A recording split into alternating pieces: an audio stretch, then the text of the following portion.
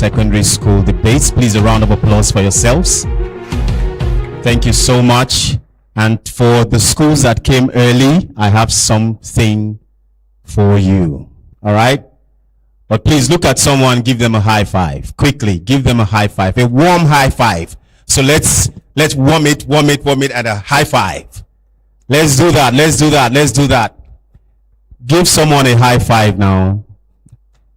Yes. All right, so let's do something that, you're big boys and girls, but let's do something we used to do when we were like kids, right? And you know that song that says, if you're happy and you know it, clap your hands. I know, look at big girls, they're like, oh my God, that's like, for kids. I understand, but just so that we warm our bodies, right? So let's just do that. Humor me, okay? If you're happy and you know it, clap your hands. Now, I know it can be louder. I'm very sure of that. Right? So let's do it a little bit louder. If you're happy and you know it, clap your hands. If you're happy and you know it, clap your hands. If you're happy and you know it, and you really want to show it that you're happy and you know it, clap your hands. All right, so this one is just for the students. The teachers and our special guests, they can just sit down, enjoy the stillness or the coolness of this room. But if you're happy and you know it, jump up. It's for the students. That's why I said I don't want to stress the elders in the house. No, you will respect me. Okay? Right? Yes. Abi, I'm standing now. So if you're happy and you know it, jump up. You don't want what kind of pride is this? What do you mean by that? Well, what do you mean? I understand the weather is cold, but we're here for something, right? Okay, look at someone and smile. I know some people are just so serious. What's going on? Let's loosen up. We're here to learn, to experience certain things. Loosen up. Look at someone, smile. I'm sure some people look at them and smile. All right, sit down. A round of applause for yourselves. Thank you so much. All right, we'll just kick off quickly. And we have a few things in stock. And today we are, of course, leaders are going to shine here today. Right? Please, a round of applause. If you are that leader, we say tomorrow's leaders will shine today. Okay, well, let's start off with our national anthem. Two students bold enough to come out to lead us. Two students. Yes, please, a round of applause for him. For her, sorry. A round of applause for her. See? Good. I need an extra microphone. Please, a round of applause for her. Take that way, take that. She's so young and felt like she was ready for this. A round of applause for her, please. If you're not up here, celebrate her. Come on. And a round of applause for him as well. And for our teachers and parents, I'm sure that you know the national anthem. We are banking on you to help us to also do the singing. Thank you so much. All right. Please, let's be upstanding, everyone. Thank you. Let's recognize the nation. Thank you. At the count of 2, 1, 2, go. Nigeria, we hail thee, our own native land. The tribes and tongues may differ, in brotherhood we stand. Nigeria's all, I'm proud to serve our sovereign motherland. Our flag shall be a symbol that truth and justice reign. In peace or battle, honor, and this we count has gained, to hand up to our children a banner without stain. O God of all creation, grant this our one request. Help us to build a nation where no man is oppressed, and so with peace and plenty Nigeria may be blessed. Thank you. So much. Please, a round of applause for them. A round of applause. Come back, both of you. I have special gifts for you. Just hold on. Let's start with giving out gifts, right? So today there's a lot of gifts. Please, I believe Mr.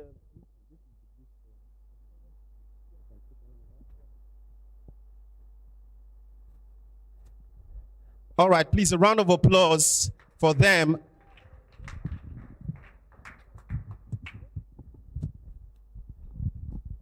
Thank you so much. You can go back to your seats now. Thank you. Thank you so much. Of course, we'll talk about our brand, the brands that are sponsoring us soon, and you'll get to know every one of them. Thank you for that one and for participating.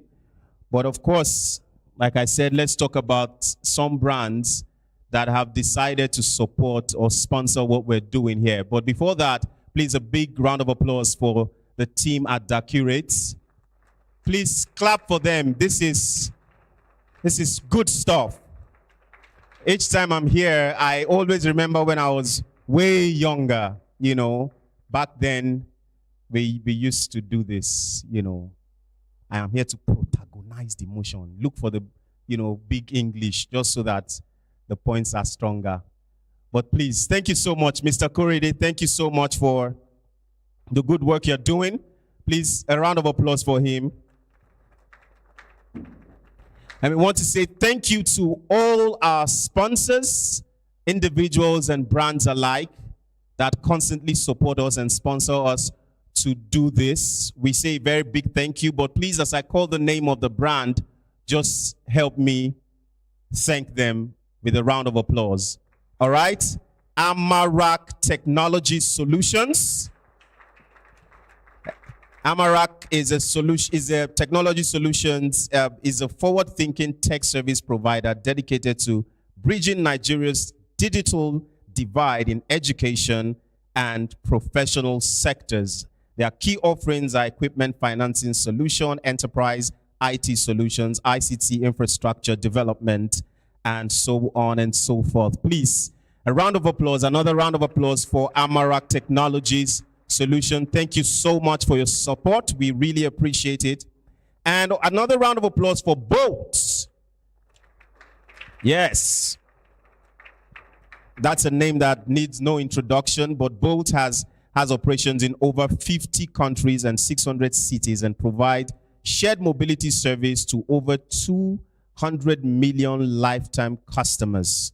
More than 4.5 million drivers use the Bolt platform around the world. Thank you so much, Bolt, for the great work that you do and for supporting us.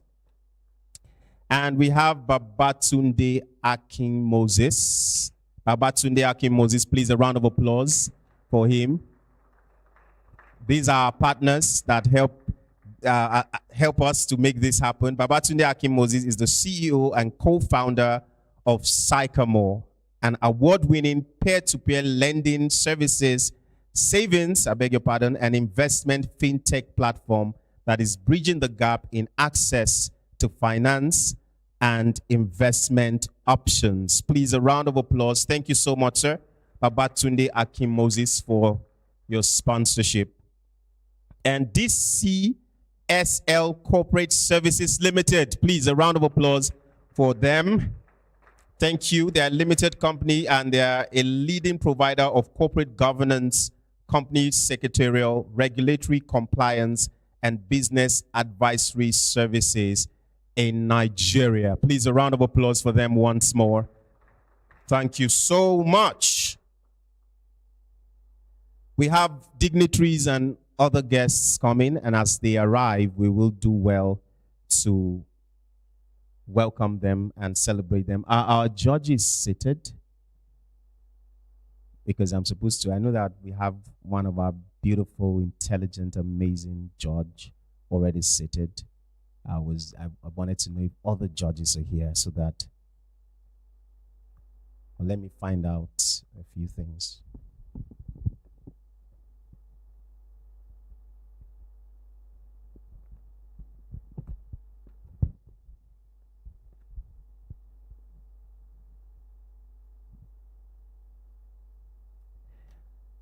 Please, a round of applause for one of our judges who is seated already. I probably will have a gift for her as well.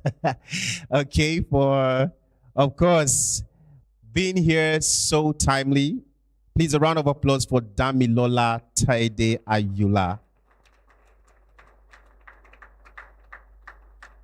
They said some more judges are coming, so let me just pause a bit. But before that, I want to, let me, there are 3 schools that came very early today, and I have a gift. I think I mentioned it earlier. I have 3 schools that came early, and punctuality is really good. It's good currency. So let's encourage them. Please help me. Put your hands together for Standard Foundation College.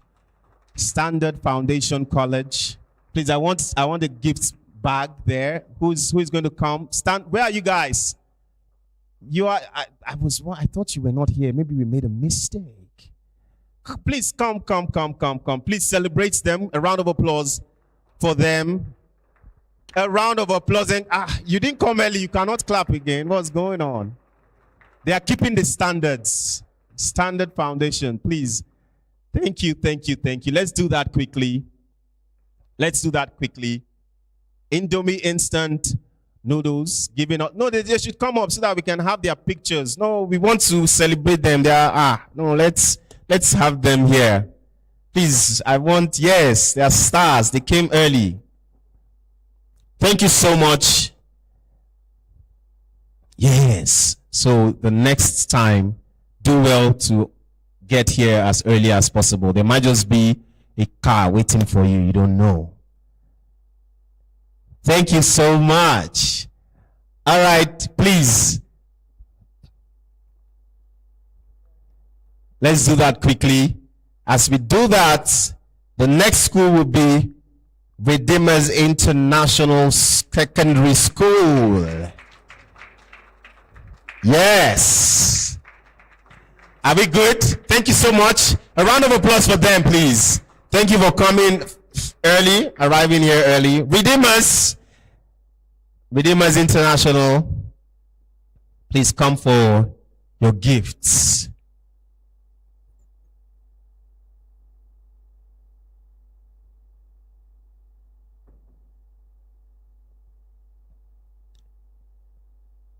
Smile now. You guys are looking so serious. I thought we were celebrating you guys. A round of applause for them, please.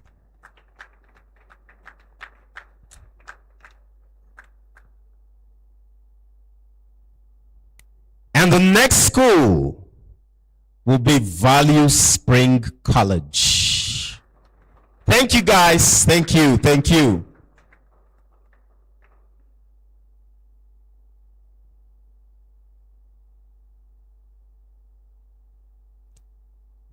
Please clap for them.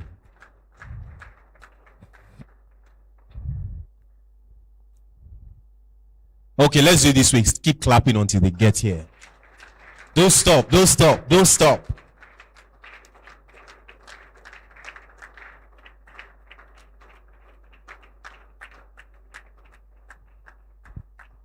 Keep clapping. Thank you.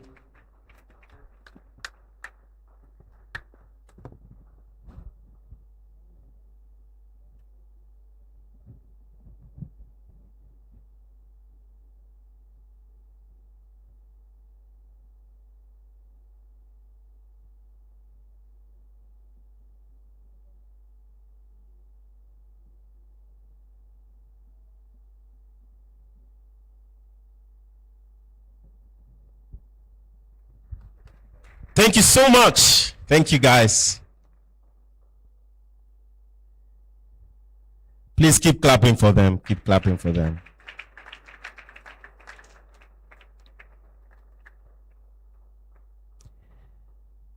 All right, while we wait for our other judges, please again help me celebrate Damilola Taide Ayula. Please, a round of applause for her. Her current role, she's the principal platform and networks at Ventures Platform Fund. Please, you have to, people that are controlling money, you celebrate them in a special way, just in case. All right? Let it be louder. Let it be louder. Yes, yes, that's it. That's how we do it here.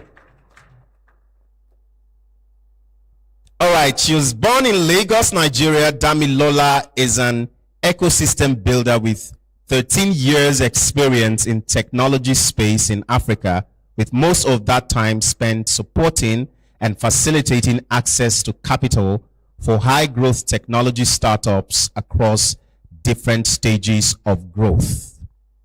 She is the current head of platform and networks at Ventures Platform, where she leads a team focused on building expertise-driven post-investment support initiatives that creates value for the fund's portfolio companies and founders. Please put your hands together for her. It's not easy. As I'm reading her profile, just be clapping. Yeah, for those who understand English, you'll say if it's easy. If it's easy, waiting. Speak. I know that you guys know it. Stop doing ajebota. I know you know this thing. If it's easy. If it's easy. If it's easy. If it's easy, run out. All right?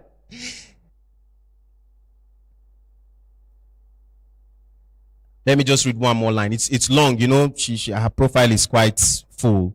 Her career thus far has evolved building strong Pan-African startup programs and initiatives directly providing support to startups to build and scale solutions, as well as engaging with various key stakeholders to create an enabling ecosystem for startups to thrive. Please, a round of applause for our judge, Damilola Taide Ayula. A round of applause for her, please. Thank you so much for honoring us and for being here. We really appreciate you. All right, I want to call on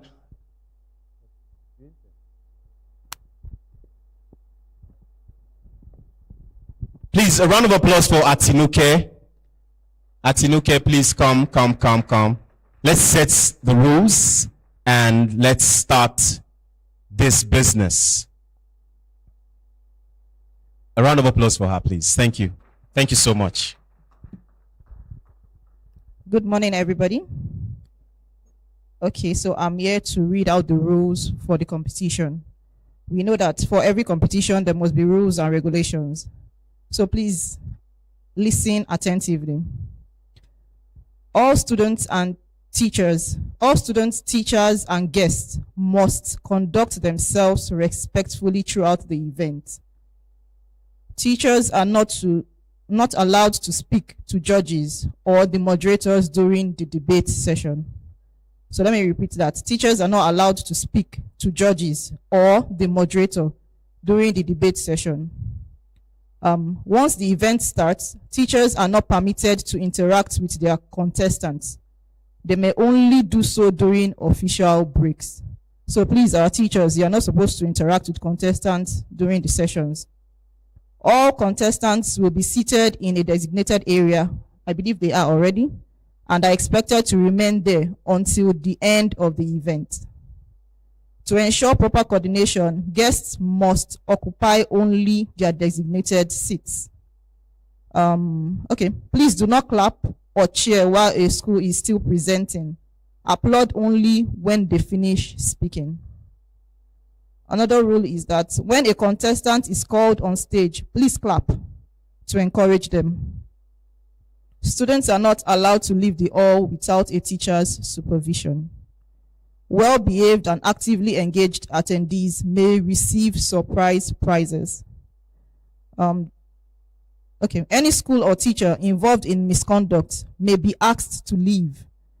Such schools will forfeit their participation benefits and any branded items.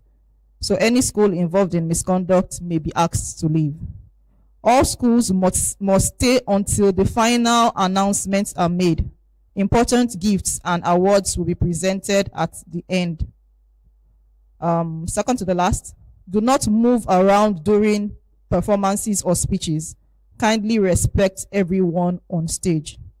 Lastly, respect the rules, support your school, and enjoy the experience. Thank you. Thank you so much. Thank you.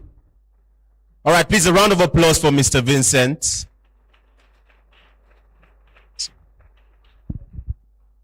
Good afternoon, everyone. So our judges are here, and we will start any minute from now.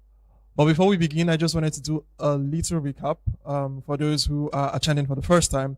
So this is the third edition of the Dacurate Leadership Debates. I think this is where you're supposed to clap. You know, when we started in 2022, we really just wanted to like create a pathway where young minds like you could already start to see themselves as leaders and, you know, imbibe those necessary skills, and one of them is public speaking. And for those of you who may know, we also have events for primary schools. I'm sure some of your primary schools competed in the quiz competition earlier this year. So our first event, we were not independent enough, and we had to collaborate with another organization to deliver. But 2 years down the line, we have a full hall to ourselves. So thank you, teachers. Thank you, students, for showing up year in, year out. And what makes this edition special is that in terms of the quantity of entries received, we received the most this year. Over 20 schools reached out to us with videos. And I assure you, the quality we got this year is the best we've received since we started. So congratulations to you, teachers, for doing an amazing job, because it's not easy preparing, you know, in such short time, the students to deliver the sort of performance we saw. And also in terms of structure, we've continued to evolve. The structure has changed, you know.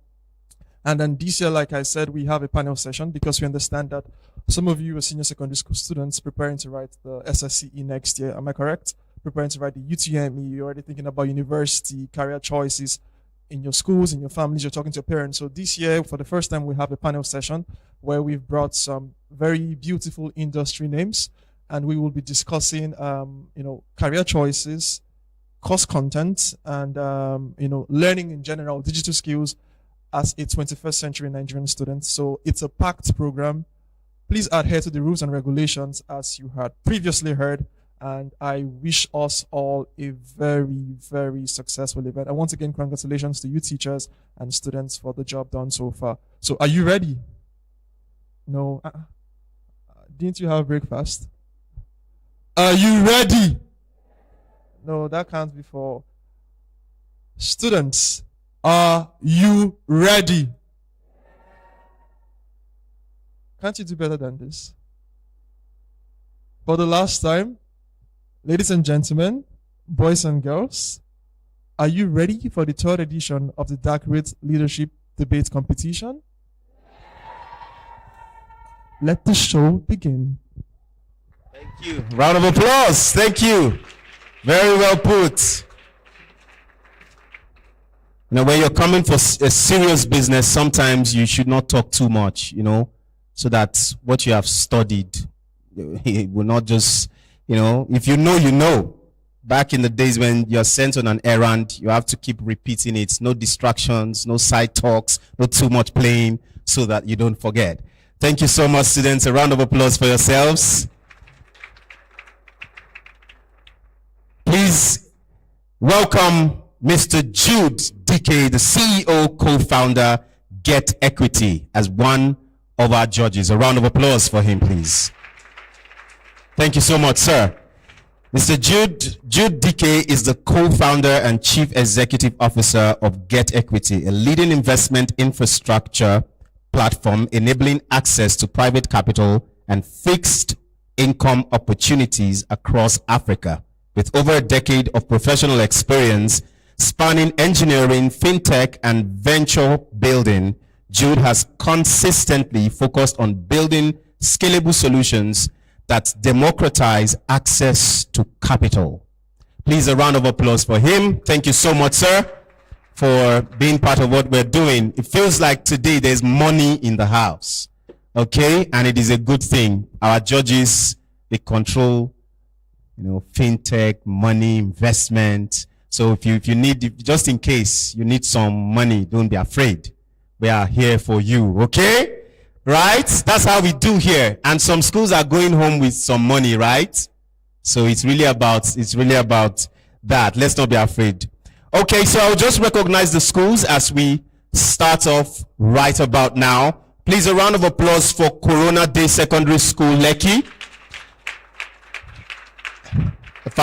When I call any name, please do well. You can scream, it's okay. Scream. Don't pass out. We know they are celebrities, but don't just do that. Just scream, clap, and let's the whole of the island feel your presence. A round of applause for Value Spring College, Okota. Make some noise for Asaruddin. Bethesda School. Keep clapping, don't get tired. Redeemers Internationals. Framberry High School. Oh wow, okay. Great Destination. Dowen College. That's it. Standard Foundation. Yes. Grace High School. Fantastic. It's going to be fun. And you already heard the rules. I'm sure we all understand the rules. So let us begin. Our timekeeper, are we set?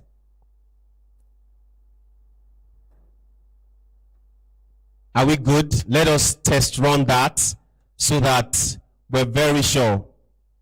Okay? Each school you have 5 minutes. And there's supposed to be 2 sounds or 2 bells that you will hear. The first one that says you're almost done, and the second one that says time up. Please stick to the time. It is very important. Okay, let us hear the sounds that we're supposed to use so that the students are familiar with it. Do we have the sound for the time? Yes, the buzz, the buzzer. Do you have? I believe that is available so that we know we're set.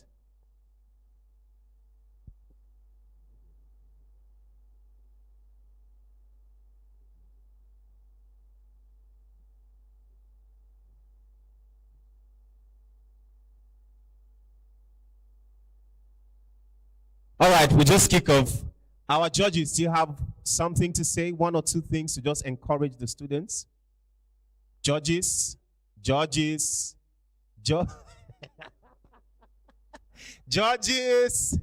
Please, a round of applause for the judges. I think, let me bring them out so that our business has started. Let's work together. Judges, please, a round of applause for our judges. A round of applause for our judges, please. Judge Jude and Judge Dami. Please, a round of applause for them as they come up. It's like a situation when, for those of us who are married, when you just got married, they're calling, they're saying some things. You are wondering, who are they? They're saying Mr. They're saying, you are wondering, who are they talking to? That kind of thing. But thank you so much. 1 or 2 things, something, for the students before we kick off. Thank you for being here. Thank you for putting in all the efforts to be here. Okay. Hi, everyone. Hi. Thank you for being here. Thank you for putting in all the efforts to be here. I'm very excited to hear what all of the debaters will say today, and please have fun with it. Thank you. I mean, in addition to all she said, I'm still very wowed that I'm an adult at this point. So when judges were being called, I was like, yeah, where are the judges? What's up? But anyways, the one thing I want to mention is, again, even though this is a competition, it's also something that you should enjoy doing. You should have fun while doing, like Dami has said. And yeah, enjoy yourself. And I'm looking forward to hearing what each and every one of you have to show to us today. Thank you very much. Thank you so much, judges. Thank you. All right, round one. Are we ready? You don't sound like you are ready. From here, are we ready? To my left, are we ready? Are we ready? Let's do this. A round of applause for, keep clapping, Corona Value Spring College. Please, it's time. Come out. I believe that it's happening. A round of applause for them. I need extra microphones, please. Keep clapping, keep clapping, keep clapping.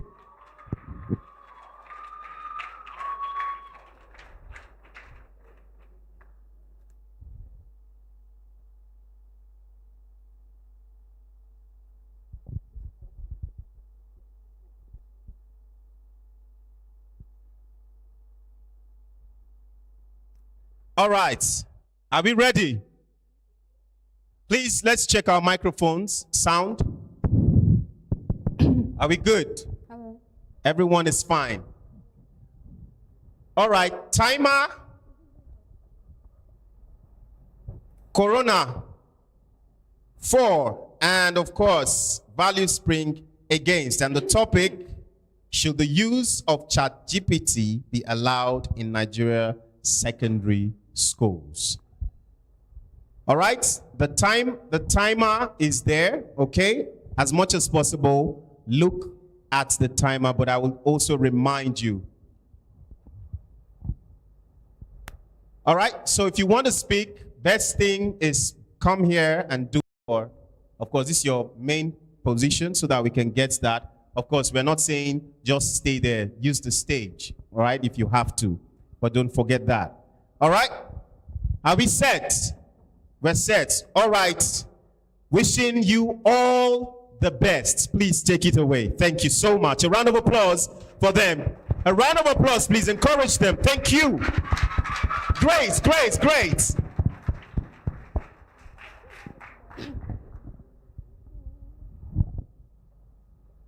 What exactly is education? Is it the basic recitation of facts from dusty old textbooks? Or is it students' abilities to think, create, and to solve the problems of tomorrow? Because if education is truly about unlocking humans to their fullest potential, then ladies and gentlemen, ChatGPT is not a distraction. It is a key. Panel of judges, accurate timekeeper, co-debaters, distinguished guests, ladies and gentlemen, my name is Davina Warren, a student of Corona Day Secondary School.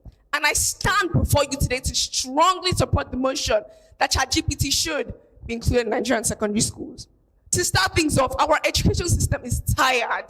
Outdated curricula, overcrowded classrooms, overworked teachers, underdeveloped schools. These are not secrets, these are statistics. We are living in a world that is gifted with 21st century brilliance, yet we're still dwelling on the 20th century. Research has shown that more than 366 students in Hong Kong have claimed that ChatGPT has provided a positive learning experience for each and every one of them. So why shouldn't it be included in Nigerian secondary schools? Some people may say, oh, ChatGPT would replace teachers, but that is as basic as saying a calculator make a mathematician extinct. What ChatGPT does, it empowers teachers. It helps them boost them with replicate activities like grading tasks, assigning homework, and breaking down difficult topics, giving room for students, for the teachers to inspire and to guide their students. Moreover, a survey was carried out in my own school concerning the use of ChatGPT. More than 73% of students have claimed that ChatGPT has helped them effectively in their learning. It has promoted them to think and to create different things. Finally, let us not cling onto the past when the future is knocking. Let us open that door, not with fear, but with a vision. With a vision that ChatGPT would amplify human intelligence. And that, ladies and gentlemen, is exactly why we're not just making students, we're making creators, thinkers, and innovators. Thank you.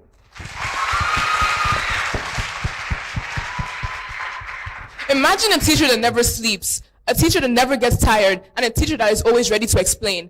That teacher is ChatGPT. In a nation striving to improve its education system, we really can't afford to fear innovation.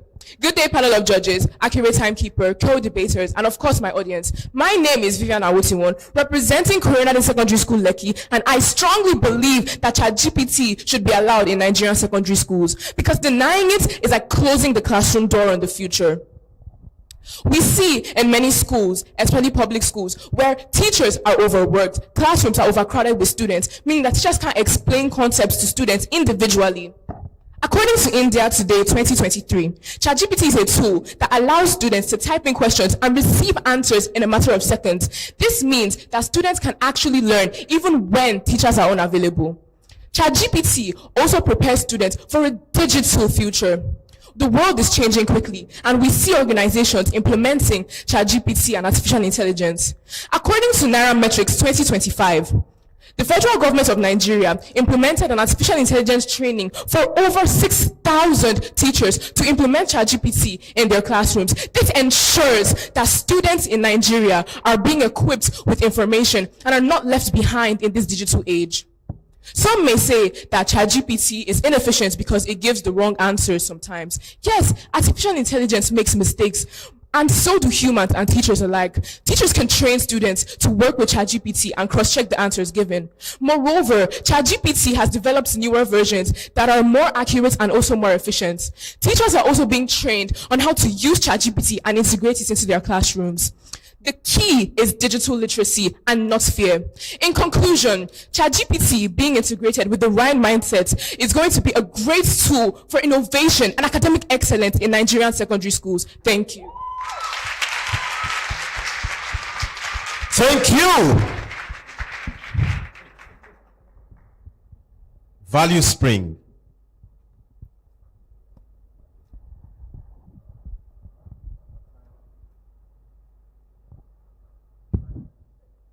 Five minutes timer. Great. Take it away. As Martin Luther King Jr. once said, the function of education is to teach one to think intensively and to think critically. Intelligence plus character. Education.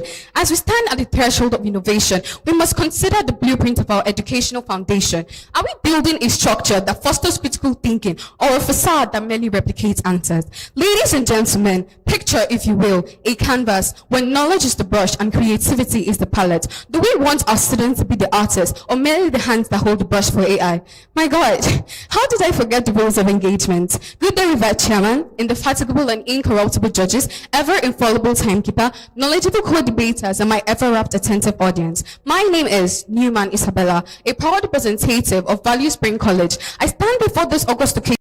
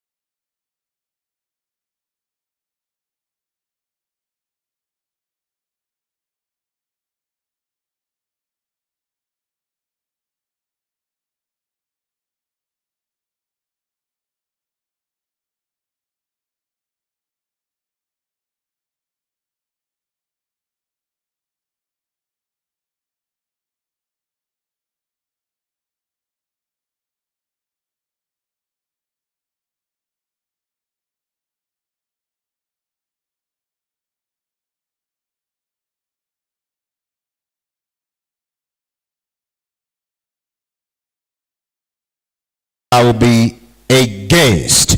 Please, you have 5 minutes.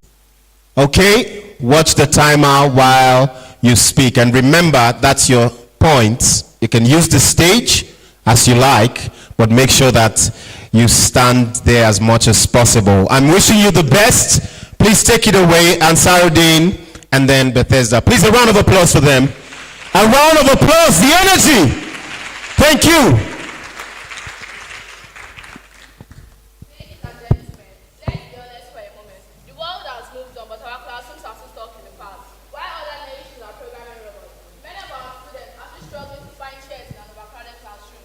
Now, imagine a Nigeria where a child in Sokoto and another in Port Harcourt can sit in the same virtual classroom, learning from the same top teacher. No walls, no boundaries, no strike. That vision isn't a luxury, it's a necessity. Good day, distinguished chairman, panel of impartial judges, accurate timekeeper, co-debaters, and my ever-attentive audience. We are from the greatest citadel of learning, Ansarudin Senior High School, and I am Sulaiman Fatah. With me is Ayedeji Farida, here to strongly support the motion that says government investment in EdTech should take priority over building new schools. What is EdTech? EdTech can simply be put as education powered by technology. Let's face reality. You don't build a new road when you can upgrade the vehicle. We have schools without teachers, classrooms without learning, and buildings without results. Education is not about how many walls we build. It's about how much knowledge we deliver and acquire. One laptop, one internet connection, and one passionate teacher can educate more students than 10 new school blocks. For example, Nigeria EdTech initiatives like EcoDigital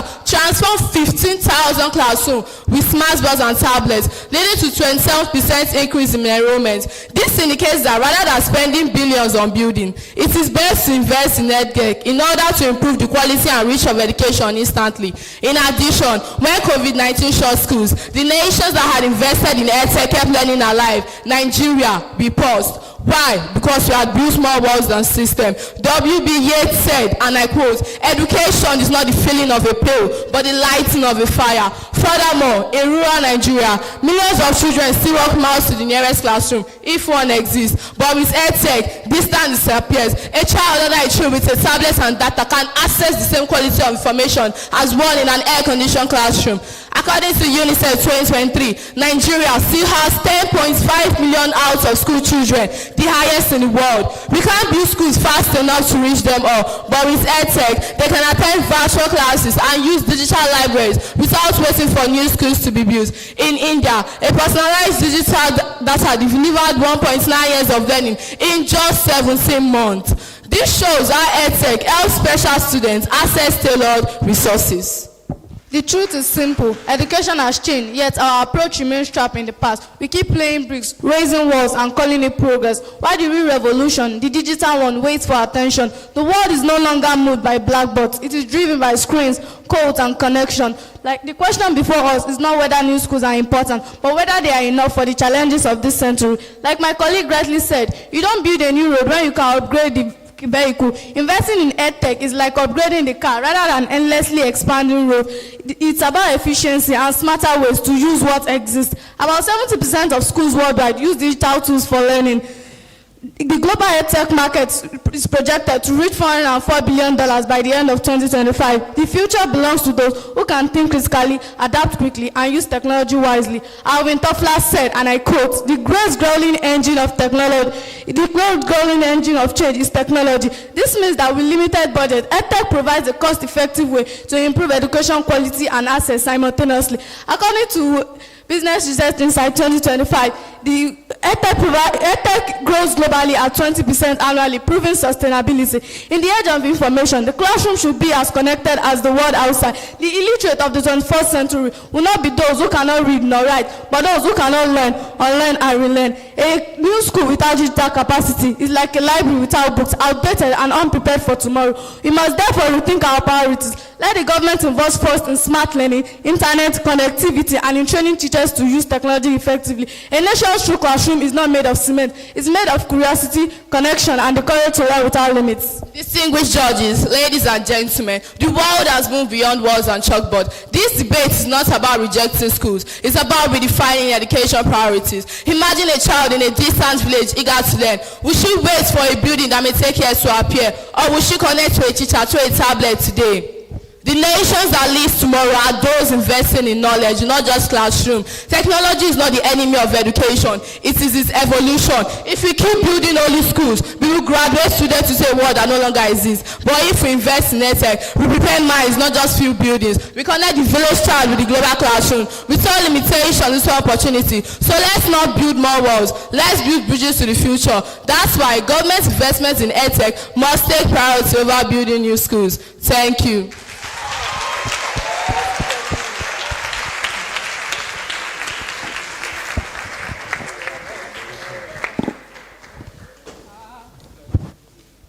Timer, please. Take it away. Thank you. Good day, ladies and gentlemen, honorable judges, and my co-debaters. My name is Dorothy, and I'm here to oppose the notion government's investments in EdTech should take priority over building new schools. Before diving into the topic at hand, let's clarify the key terms. Government investments involves allocating funds or resources to a particular sector. The choice of word in this argument is the word priority. What does priority mean? It means giving something more attention or importance than the other.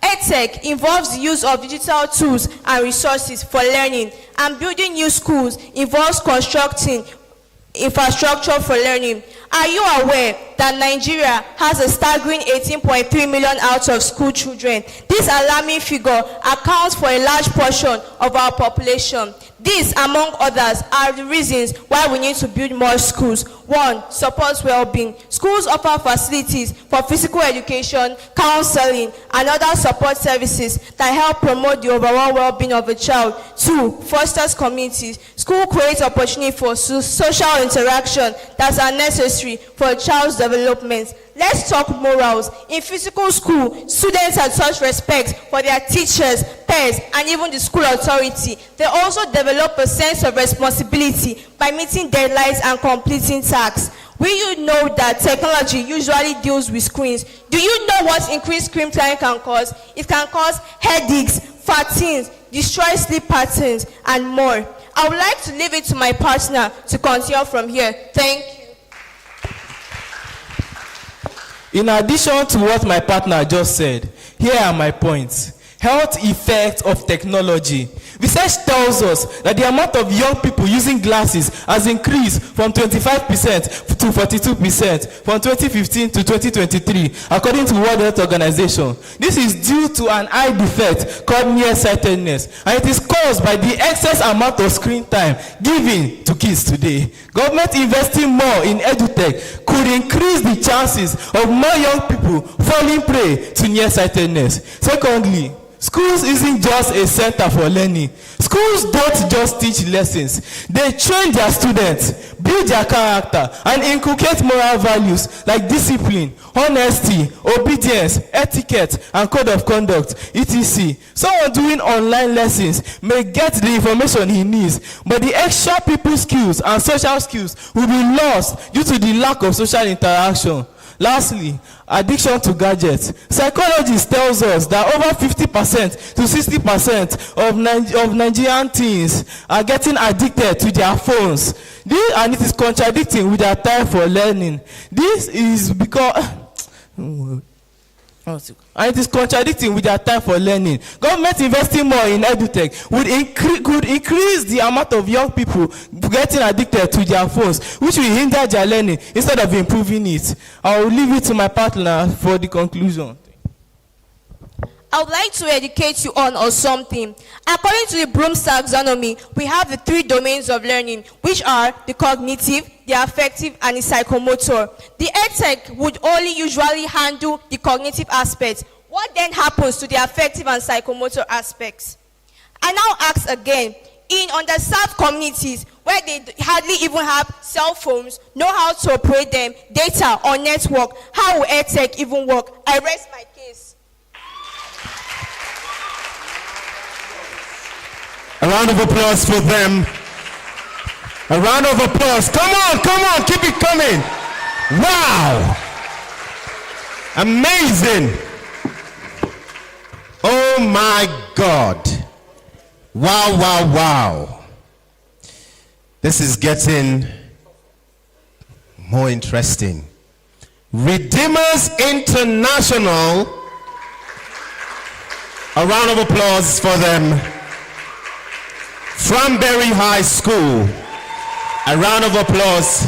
Let's go, let's go. Keep the claps coming. Great, great, great, great. And they will be discussing digital skills should be more important than academic degrees in today's job market. In today's job market. Please, a round of applause for them. Thank you so much.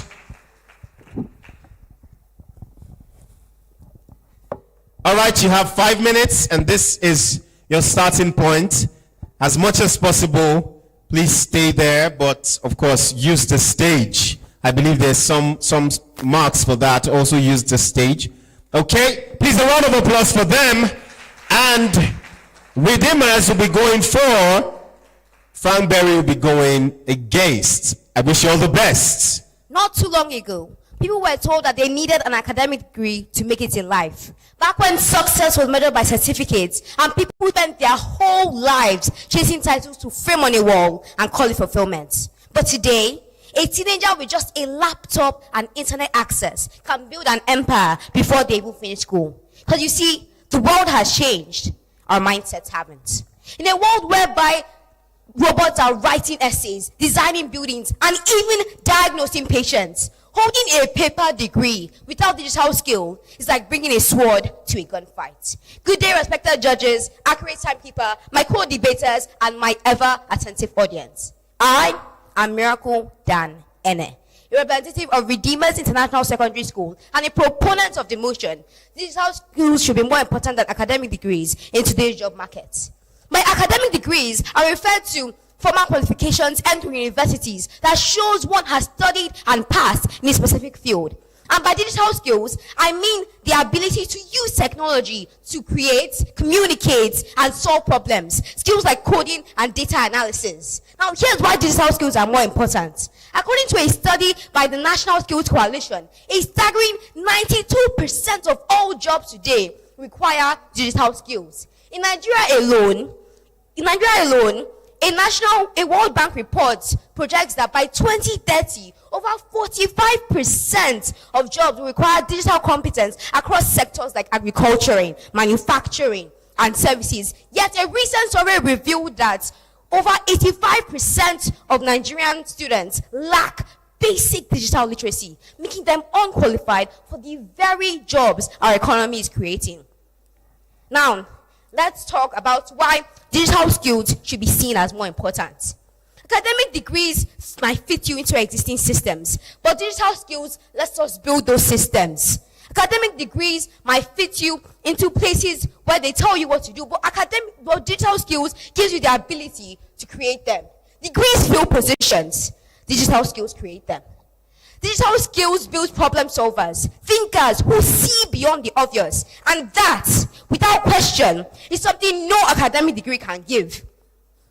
We need academic thinkers, not just paper holders, because in an economy like this, paper holders just do not suffice. Thank you.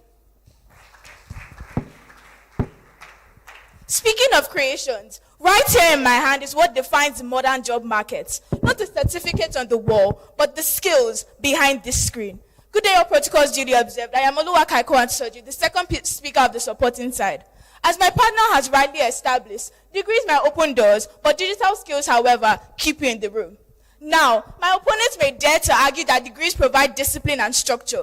But what use is discipline if we cannot adapt to today's digital reality? We've seen graduates who can quote every single paragraph of an entire textbook, but look confused when you tell them to turn on a computer at their workplace. Knowledge without application is like owning a car without an engine. It might look impressive, but it's quite useless. According to 2024 LinkedIn Workplace Report, over 75% of global employers now prioritize skills over degrees. And major companies like Google, Apple, IBM have removed degree requirements completely. And the perfect example of this is Elon Musk. He built Tesla, SpaceX, X. But here's the twist. Elon Musk dropped out of his PhD program. He wasn't powered by certificate, but by digital brilliance and innovation. Today, he employs thousands globally, not based on paper qualifications, but on proven ability. Beyond that, digital skills democratize opportunity. Raise your hand if you're a teenager in the room. I'm sure most of you here like money, but I'm sure most of you here didn't know you can learn a digital skill like coding from YouTube and earn money internationally. A woman from Menogua can learn digital marketing and set up a successful business without ever stepping foot into university. That's how we bridge inequalities, through accessible, practical, digital education. The hiring trend is clear. Employers want proof of skills and abilities, not just a piece of paper. Because we're reaching a point where the world no longer asks, oh, Emeka, oh, Amarachi, what did you study? It asks, what can you do? And if you can use this to create, innovate, and solve problems with your hands and your mind, then you are the future every employer is searching for. Thank you.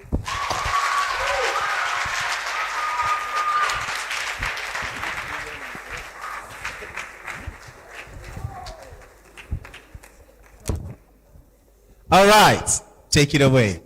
Good day, ladies and gentlemen, panel of judges, accurate timekeeper, my co-debaters, and my ever-attentive audience. My name is Ansi Joy, a bona fide student of Cranberry High School, and I stand proudly on the opposition side against the motion. Digital skills should be more important than academic degrees in today's job markets. My opponents may intend to have you believe that a world defined by clicks and codes have rendered the classroom obsolete, which means they misunderstand the difference between a tool and a foundation. As for me and my supporting speaker, our argument is simple. Digital skills are valuable, but they are transient and functional, while academic degrees provide durable, foundational, and strategic value that empowers true leadership and innovation. Today, I stand before you to say degrees are not just important, they are indispensable. To start with, academic degree teaches us how to engage with ambiguity. If digital skills help us solve problems today, academic foundation prepares us to solve problems that are not invented yet. Furthermore, digital skills are highly perishable and easily commoditized. The rapid pace of technology means today's cutting-edge digital skill is tomorrow's legacy software. I am arguing today that investment in intellect, that academic degree, over renting a short-term toolbox, which is the digital skill, is the best way forward. To buttress my point, academic degree is universally recognized signals of commitment, dedication, and work ethics. Employers trust the degree as a proof that a candidate can learn how to utilize and complete a complex mandate. To strengthen my stand on this motion, academic degree is a gateway to regulated and prestigious professions. The most impactful high responsibility jobs in our societies are the ones who we trust with our lives and fortunes. The doctors, the lawyers, and even the financial professionals unfortunately mandate the academic degree to show its prior importance. The academic degree is not a preference, but it is a mandatory license to operate. Ladies and gentlemen, panel of judges and audience, my yet to be convinced co-debaters confuses means with end. Digital skill is excellent to an end, but academic degree provides strategic end itself, which is the ability to think, to lead, and to innovate. For all these reasons, I proudly urge you to reject this short-sighted motion and to uphold the enduring vital importance of academic degree in today's job market. My people, a word is enough for the wise. Thank you. Standing on existing protocols and to buttress the foundational points my main speaker have established, joining this powerful discussion is Daniel Destiny, a bona fide student of Cranberry High School, and I am here today to fortify the viewed points made earlier. Firstly, academic degrees enable career progressions and leadership. Digital skills might get to the entry-level job, but who becomes the CEO, the CFO, or the director of strategy? It is the individual with the strategic, ethical, and organizational context, provided by an MBA, a law degree, or a public policy degree. A degree makes you investable for the future. Secondly, talking about societal and human imperative, let us look beyond the screen to the real-world impact of what. Let me ask you, who determines the ethics of an AI system? Who understands the nuances of GDPR and data privacy law? In fact, who are the personnel behind Dacurate insight and innovations? It is people educated in law, ethics, and sociology, subjects that are foundational to academic degrees. Pure digital skills create the technology, but academic degrees ensures that technology is just, legal, and beneficial to society, just as you can see in today's great event. To round this conversation up, the holistic development of human skills or soft skills. The academic environment is a crucible for teamwork, high-stake presentation, and debate, which are the so-called soft skills that are the hardest to automate. When AI eventually does these two skills, the only remaining value of the human worker will be in their uniquely human academically honed abilities. The degree is truly future-proofing against full automation. Finally, these two skills answer the question how to write a line of code, and how to use a software package, while academic degrees answer the question why the algorithm has a certain bias, and why a system should be designed in a particular way. With all this said, you will all agree with me that these academic degrees cultivate critical thinking, complex problem solving, and analytical rigor. Thank you. A round of applause. You can leave now. Now is the time to leave. Now. Well done. Please, a round of applause for them. A round of applause for them. Wow. Judges, I don't envy you right now. I don't at all. I don't want to be sitting where you are seated. Because how do you do this? I mean, this is beautiful, and it's really good. I'm proud of what the future holds. With students like this, we are going somewhere good to happen. Please, a round of applause for everyone that has come out today. All right, quick one. Let's just recognize some of our sponsors, Princess Cakes and Confectionaries. Please, a round of applause. You know how we do it. Make some noise for them. I mean, I know that some of us, we have gotten some goodies already. These guys make it happen.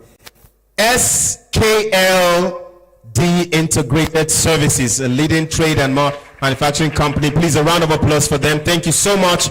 ProShare Web TV. A round of applause. Thank you so much, ProShare.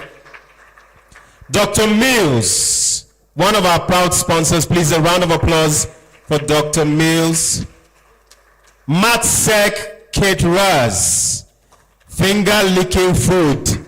A round of applause. That means we are going to eat today. I like the sound of that. Please, a round of applause. Right, when we are done, there's, okay? Dave Knob Technology.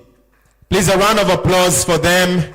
Building world-class IT infrastructure. Mustard Insights, a leading data service company. Please, a round of applause for them. And of course, we have our media partners, Vanguard. A round of applause for them, and LTV8. Thank you so much for your support. We truly, truly appreciate it. All right, let's go back to the main business. Moving on, please put your hands together for Great Destination Schools.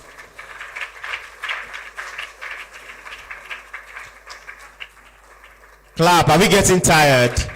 Don't worry. Don't worry. We have stuff for you. Great Destination. Dowen College. Put your hands together. It's about to get more interesting. Okay.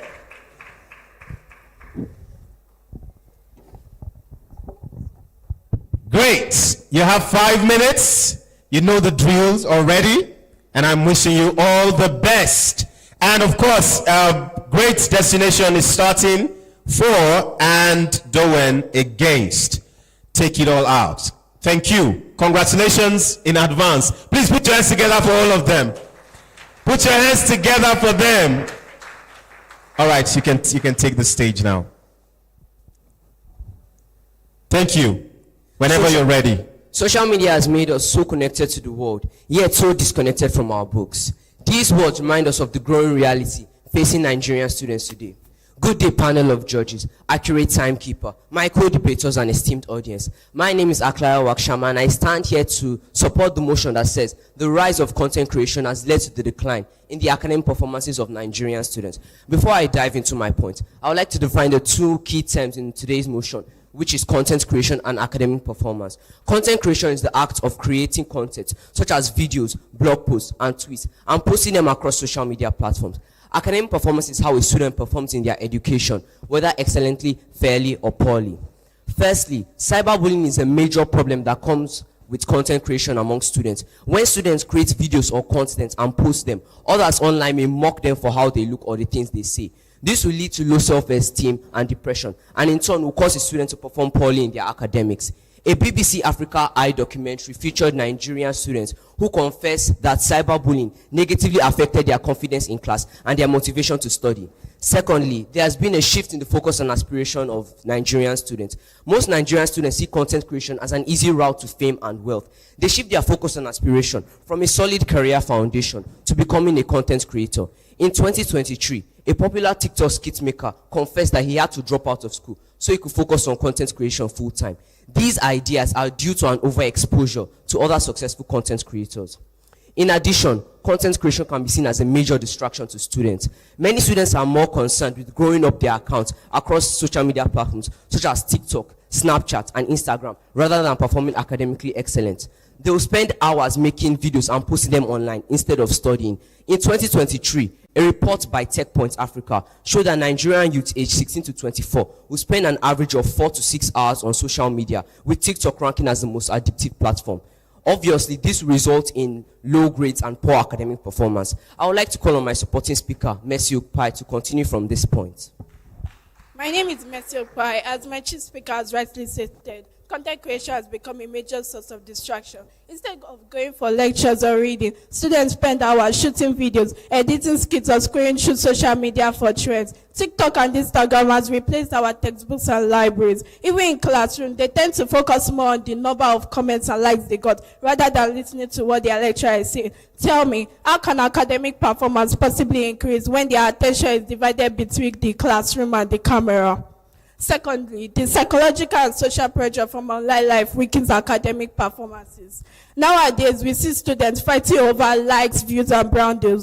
Whenever their content doesn't perform well, they become anxious or depressed and blame poor performance in school or mental health. Instead of focusing on exams, they focus on engagement metrics. The emotional stress of keeping up with the expectations of online life only further departs them away from their studies. Ladies and gentlemen, the evidences are visible everywhere. Nowadays, we see teachers complaining that students no longer read deeply, have short attention spans, and do not submit their assignments on time. According to recent data in Archive, it states that students who spend more time creating content online are twice as likely to miss assignment deadlines than their peers. Universities are also complaining that they are having declining grades and weaker class attendances. The students of universities continue to decline, causing many to take courses for practice in other countries. Finally, the rise of content creation has made other students to value content creation more than education. Money misroad syndrome is bad. When uneducated influencers flaunt money online, students begin to wonder why they should study at all. We hear things like school is a scam. This is dangerous. It breeds a generation that values fame over substance and entertainment over education. Mr. Chairman, panel of judges, I'm not saying that creativity is bad, but when creativity overshadows commitment to learning, education suffers. Let us encourage students to showcase their talent, but not at the expense of their education. For knowledge is lasting, but fame fades away like yesterday's trend. Thank you.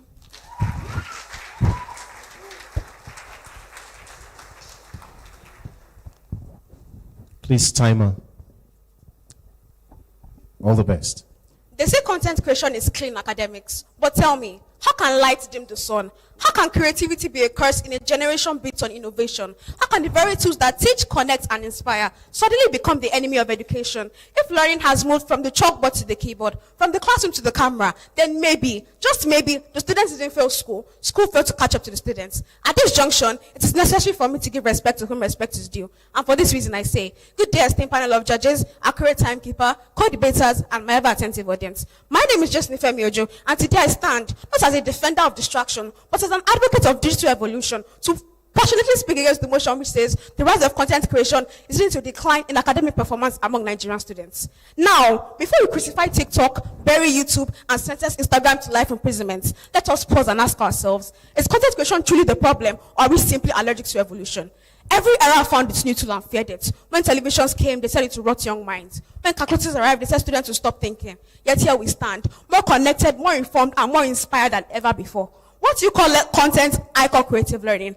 If content creation is leading to a decline in academics, let's talk about the kind of decline that pays in dollars. Because while some students are cramming definitions, others are defining success. In 2023 alone, Nigerian content creators earned collectively over 15 billion naira from YouTube, TikTok, and Instagram alone, and brand partnerships. Take Fisaya Foshido, for example, who started creating videos from the comfort of his dorm room as was a University of Lagos graduate, and got rated top of his class, while still pursuing his degree and while still building his brand.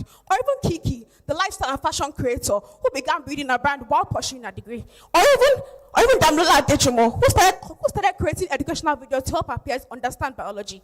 These people are proof that content creation doesn't compete with education, it complements it. My opponents may say students are distracted, but let's be honest, before the rise of content creation, students were distracted too. Some by games, some by sleep, some by gossip. Distraction didn't start with TikTok, and it surely won't end without it. A phone in a disciplined hand is a library, but in a lazy one, it's a toy. The problem isn't lack of content creation. The problem isn't content creation. The problem is lack of proper discipline and digital education. My ladies and gentlemen, the future of education is hybrid, half classroom, half creativity. Those who fear this change will fade with it, but those who are ready to fly with it. The pen may have written the past, but the camera is recording the future. And Nigerian students, they are not falling behind, they are filming ahead. Because when learning meets creativity, failure takes its final blow. Thank you.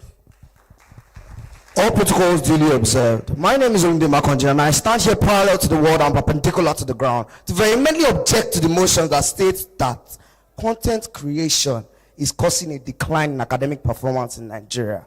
You see, before content creation even became popular, Nigerian youths were already facing ASU strikes, underfunded schools, overcrowded classrooms, poverty, and so many more. And now when content creation, you suddenly blame content creation for these certain problems. Now, you see, content creation has given us access to reading skills, writing skills, observation skills, time management skills, and so many more. A 5-year-old can be earning far more than anyone here can be earning by just posting a single video on TikTok. You see, let me give you a prime example.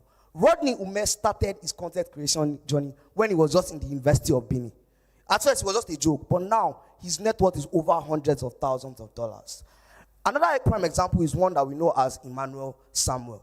Emmanuela started her own journey at the small age of 5 years old. And today she's studying at a prestigious university abroad. Another great example is Lai Wasabi. Lai Wasabi graduated top of his class in the University of Law. This shows you that content creation does not and will not take away academic performances. It can only help to increase it. Why do I say so? When I'm creating content, I'm applying real life skills. Saying content creation is the cause for our daily problem. It's like me saying, I want a 6-pack, and because our moderator has a 6-pack, it's the cause of the problem. That is wrong.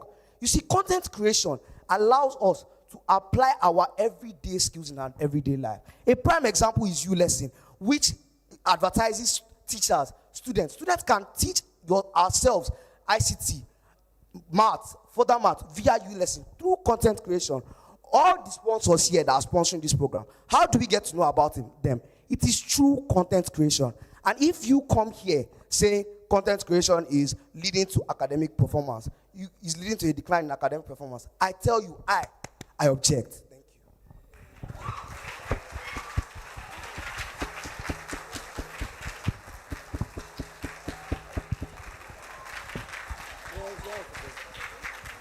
you. Okay. Please, a round of applause for them. All right. You can go to your seats. Okay. Is this getting more interesting or what? Please, a round of applause for them.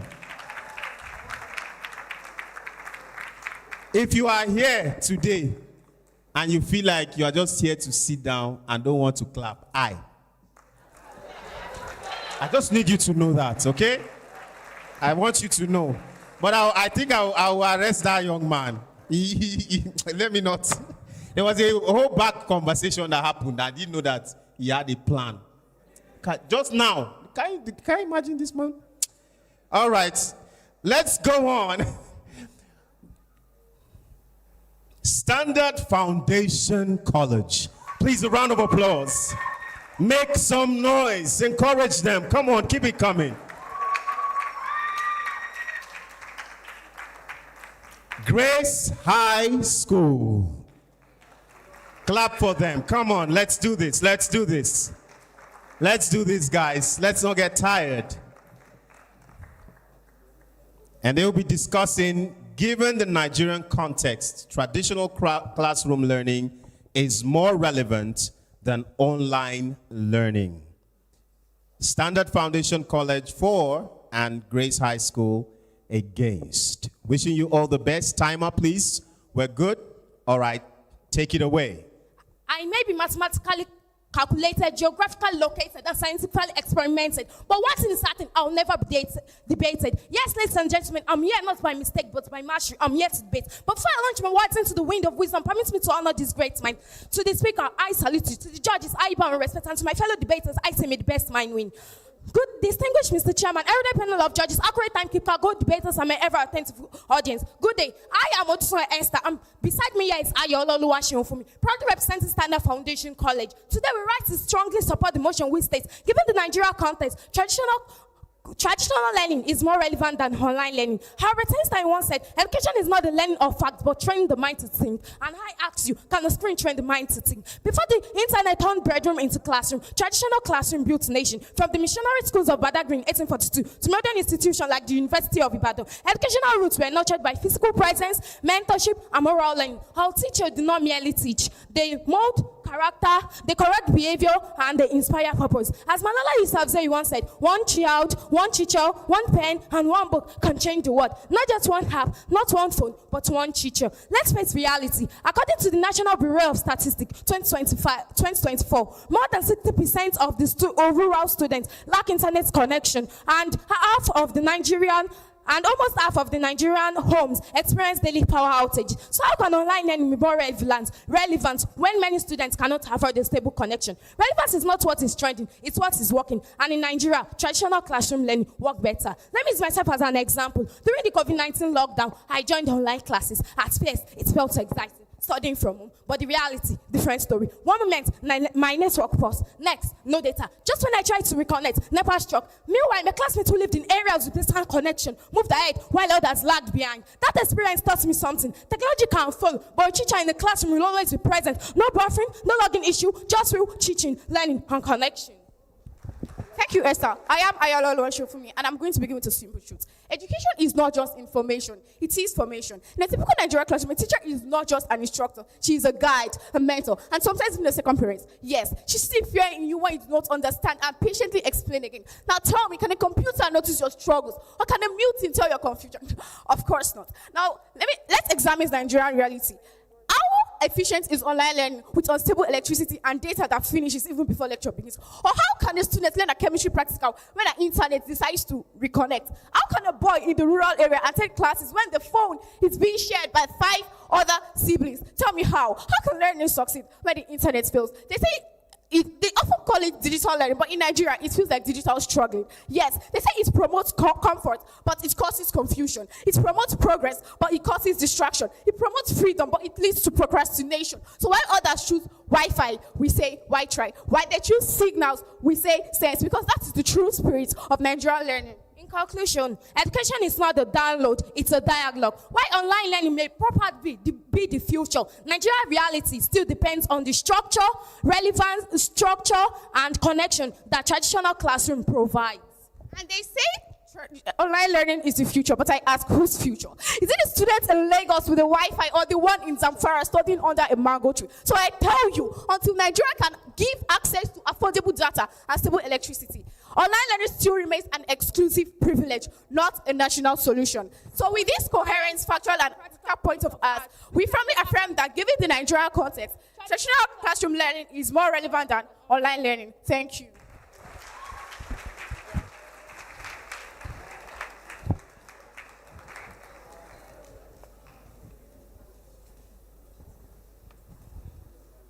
Honorable Chairman, my esteemed judges, accurate timekeeper, and my ever-attentive audience, let me start this with a question.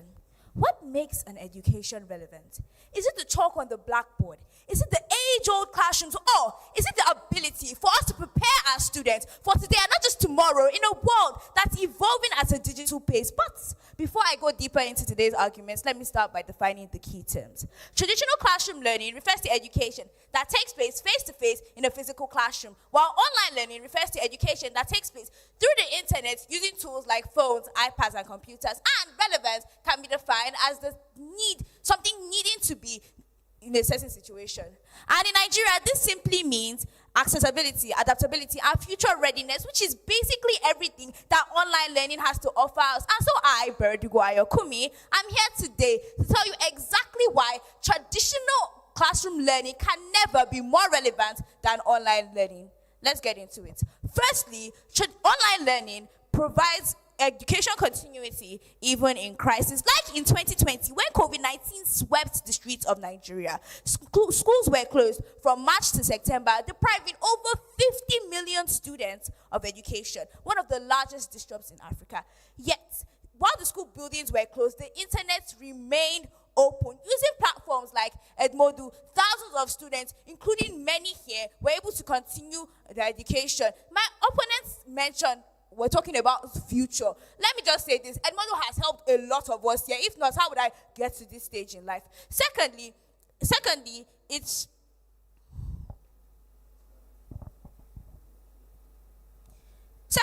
exposes students to global and digital skills. Did you know that as of 2024, 103 million Nigerians, take note, that is half of our population, is said to have had access to digital tools. In fact, with just this phone and 500 naira, students in Enugu can attend lectures in Lagos State. In fact, why stop there? We can take it as far as Harvard or MIT. Let us understand that online learning isn't just being of our convenience, it is transforming lives. Ladies and gentlemen, let us not cling to the comforts of the old. Rather, let us embrace the opportunity of the new.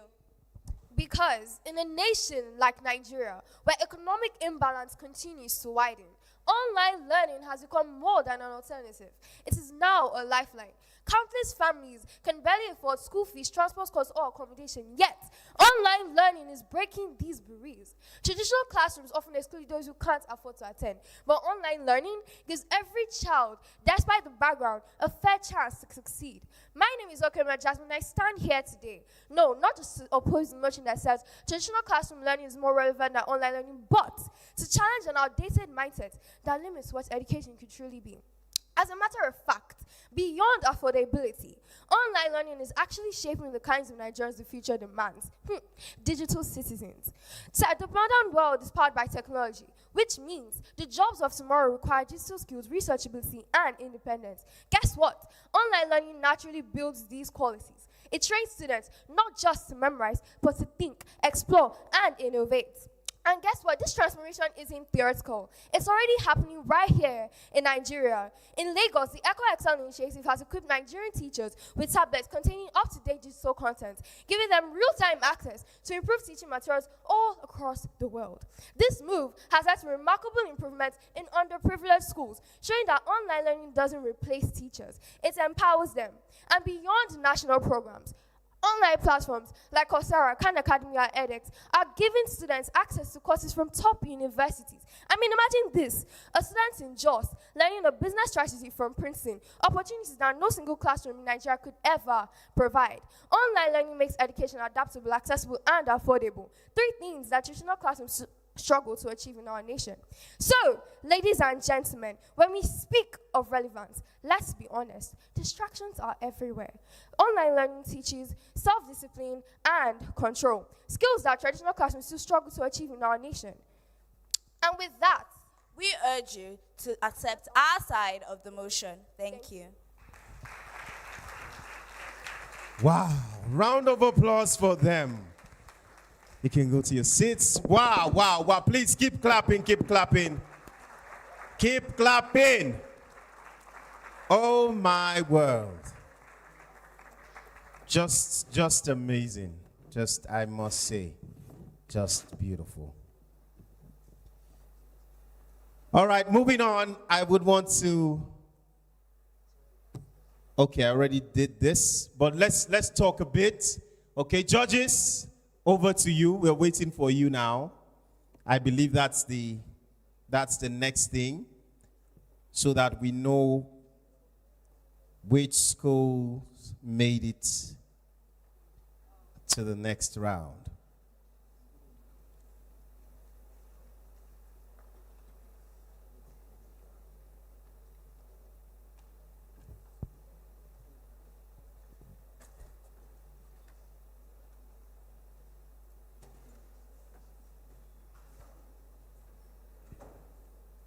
All right, we're going to just do something fun. I like this particular part.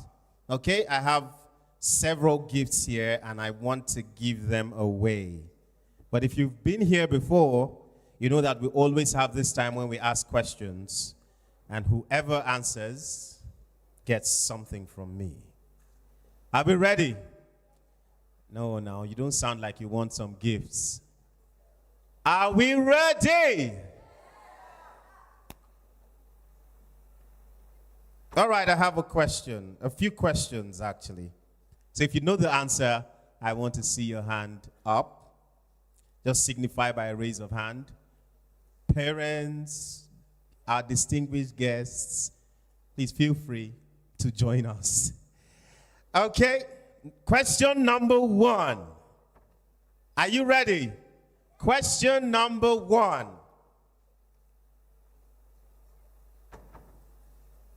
I am not a teacher, but I help you write.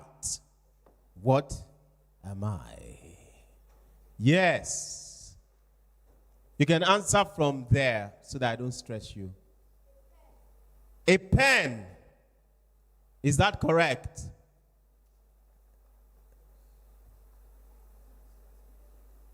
No contradictory answer. She's correct. Answer now. Yes. Your hand.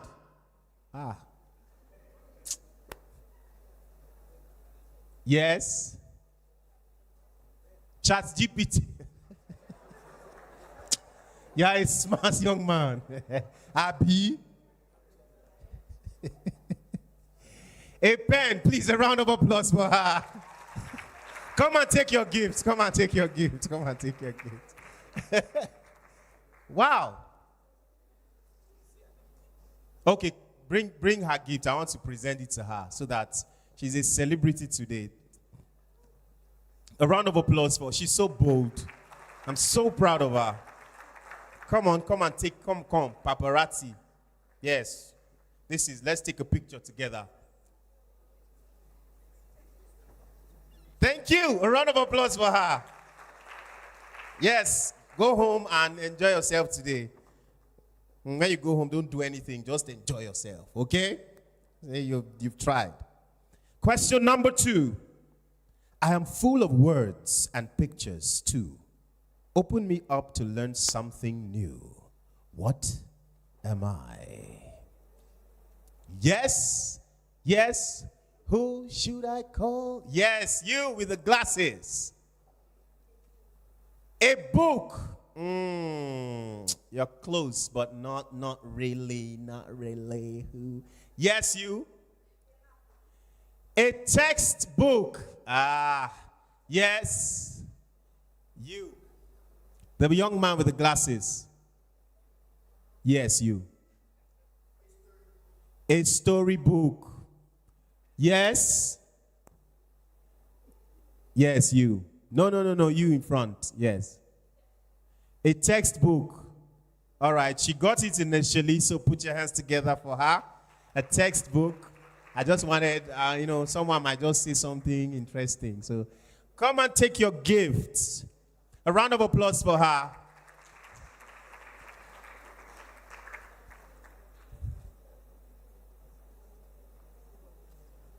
All right. Come out. They said I should give you since you got it too. So textbook, come out. Come. There's enough to go around. Come here. Let's take our paparazzi moment is here. Come, let's do that. Yes. I thought it was just 2. Did you get the textbook? Was it textbook you said? Yes. Are you sure? Yes. All right, come. 3 of you then. What's happening now? Only girls? What's going on? You people, young men, okay. What should we do, eh? Gender inequality is here. What's going? All right, come on. Let's do this. Are we ready? Smile. You have to smile. If not, I'm taking back my gifts. Come close. Yes, come on. Great. Thank you. A round of applause for them. Maybe 2 more questions. I ring when it's time to start or end. I am not a phone, but I am every student's friend. What am I? What am I? What am I? Yes, you now. Okay, yes. Sorry? A what? You don't sound sure. You know, I like people who are sure. Are you sure of what you're saying? A bell. A bell. Aha. Bell? Is it the one in the house? Or I'm trying to. You are very sure. Sure. A bell. All right, who else? Yes. Why am I so... Where are the male figures in this? All right, you. Yes. A bell, the same thing she said. I want something, there's something added to it. Yes. A school bell. A school bell, please, a round of applause for him. Because a bell can be at home, but it was very specific, right? Every student's friend. So it has to be in school, right? So a school bell, a round of applause. Thank you so much. Come, I'm happy that, you know, so that it's not, let's give a, you know what I mean. Make way. Thank you so much.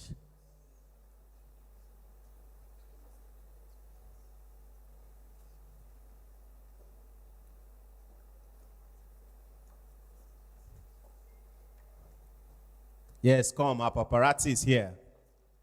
Come on, where are you? Okay. Smile, are you smiling? All right, thank you. A round of applause for him. Big shout out to someone who was my student, then a friend, then a colleague. She's a teacher by profession, broadcaster, communicator. Ladies and gentlemen, give it up for Oluwaseun R. Olusegun. All right, one more question. I am made of sand and I might have a moat. Build me near water, but I'm not a boat. What am I? I don't know whether I know that too. But let's, yes. A what? A pit. Okay. I am made of sand and I might have a moat. Now that's, let's ignore that. Build me near water, but I am not a boat. What am I? Yes? A sandcastle. So brilliant. So brilliant. All right, a round of applause for her. Come take your gifts quickly. Quickly.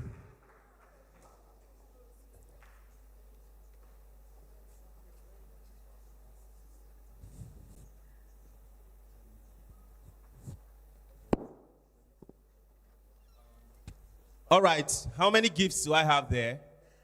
5, 6.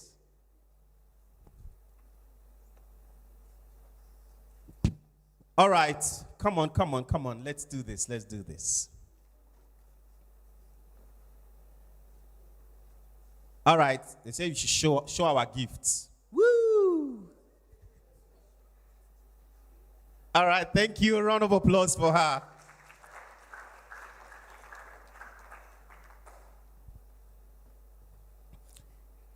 I have a sail, but no captain or crew. I fly in the sky, and kids love me too. What am I? What am I? Yes. You know I'm calling you. Yes, yes, yes, you. Not you, not you. Behind you. Yes. Sorry? An aeroplane. No, no, no, no. No, no, no, no, no. Yes. You, yes. A kite. A kite. Who else? Yes. Stop it. Yes. A kite. Boy, he said so already now. Why you should look for something else now? A kite. He's correct.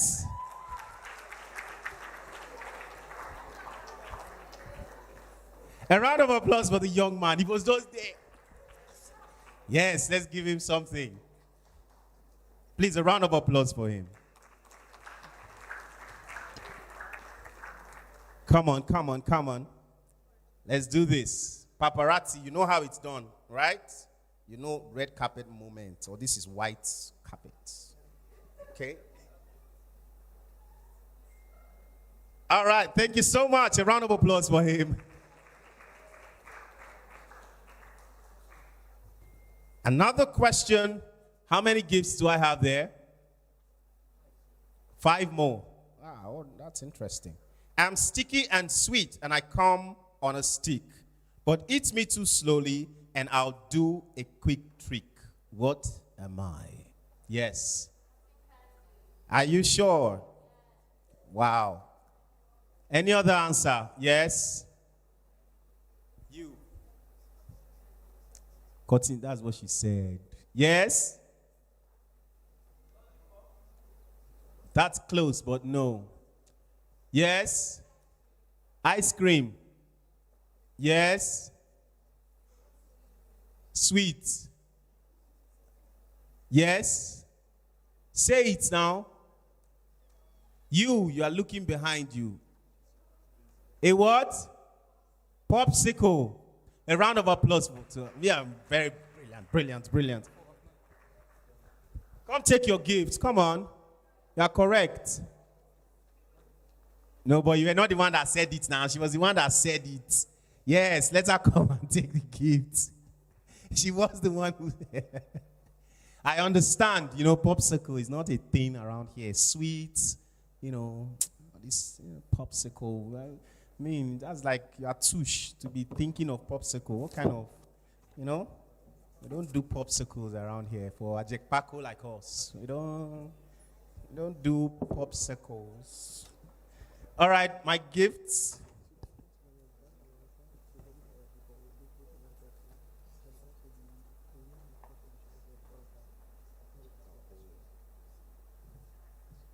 All right, show our gift and smile. You are so serious. Don't be serious like that. All right. Thank you. A round of applause for her. How many more do I have?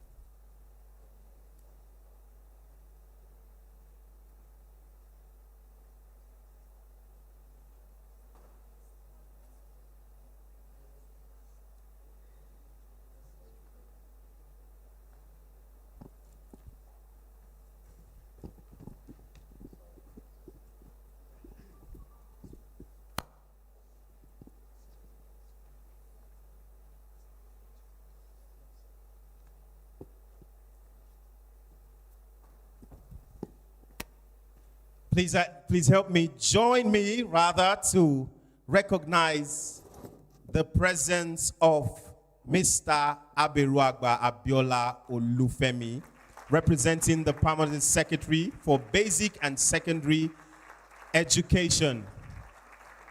Thank you so much, sir, for finding the time to join us. We truly appreciate it. Thank you.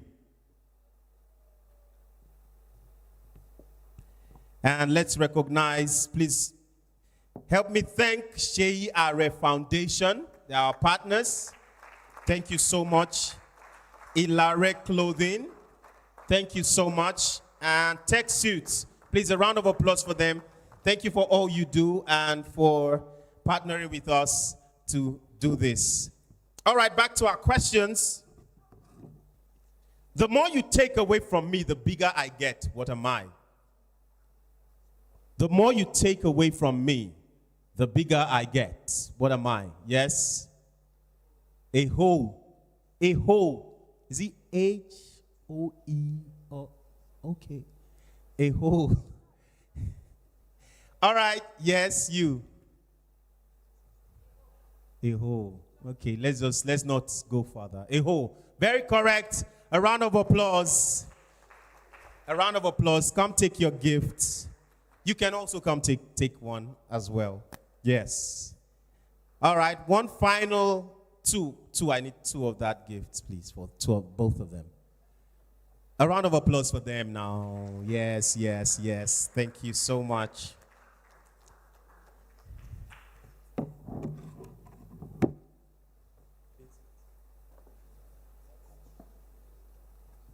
There you go.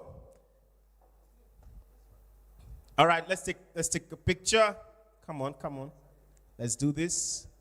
Let's show our gifts. Yes, and smile.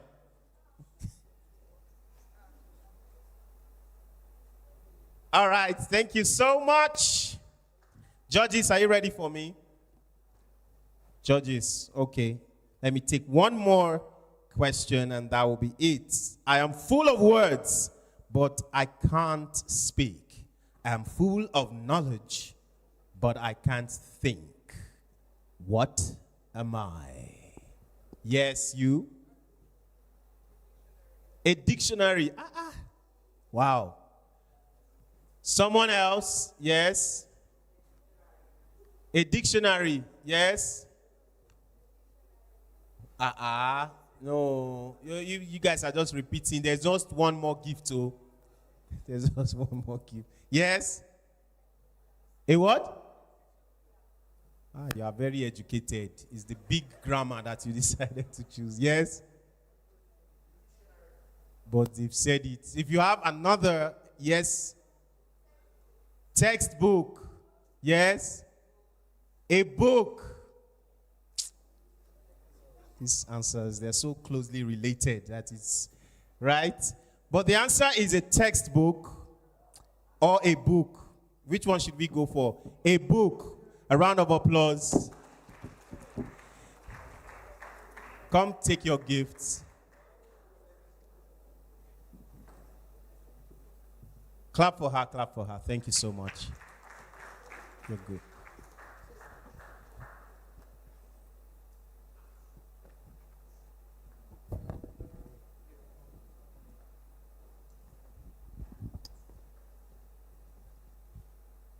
All right.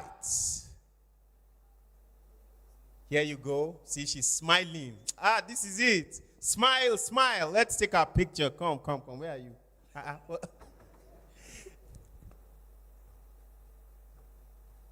Thank you so much. A round of applause for her. Mr. Vincent, please. Mr. Vincent has something for us.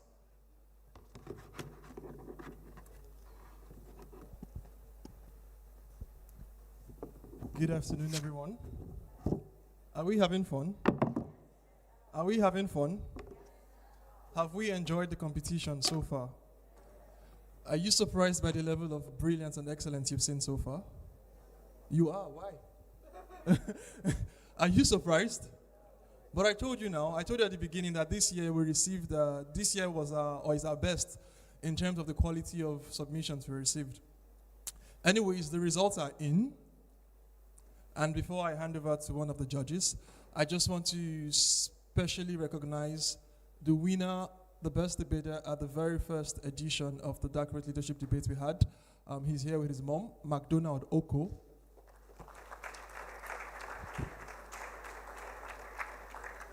So just to show you that we don't just do events and then let you go. We also try to stay in touch and, just monitor progress, so to speak. So that's McDonald Oko, the very first edition. Please keep clapping for him.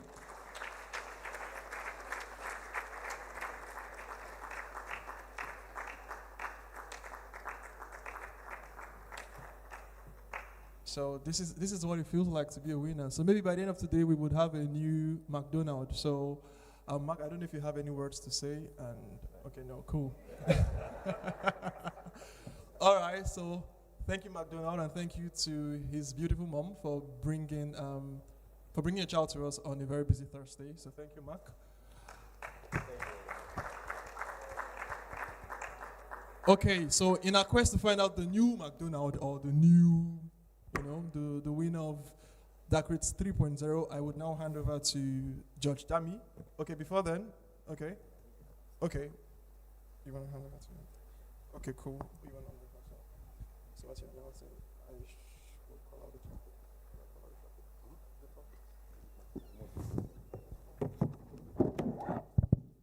All right. Thank you so much. Please meet my co-collaborator for this segment. Yes, of course. Vincent. A round of applause for him. He's learning on the job.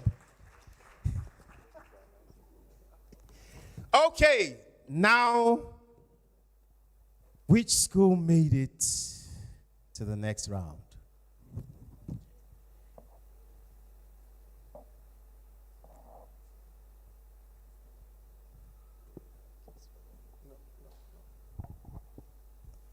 All right.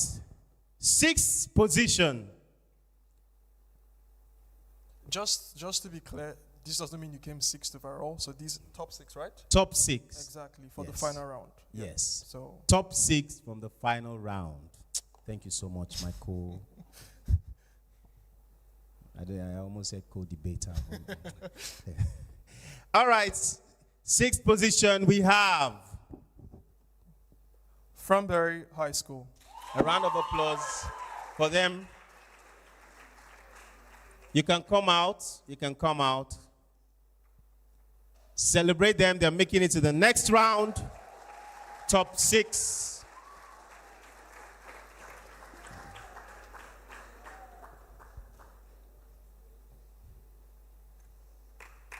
Keep clapping. Thank you so much, Ma. Thank you. Thank you.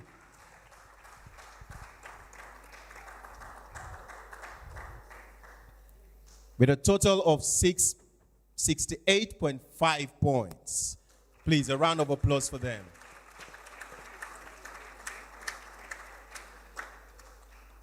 Fifth position, top six, we have Ansarudeen. A round of applause.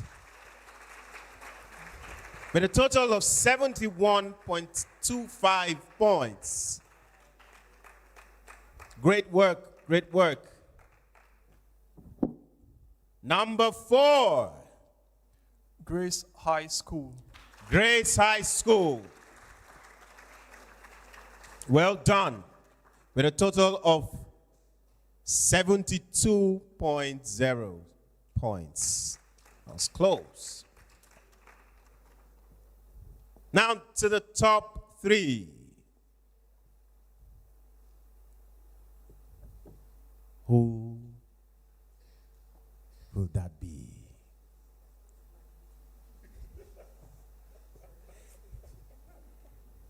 All right.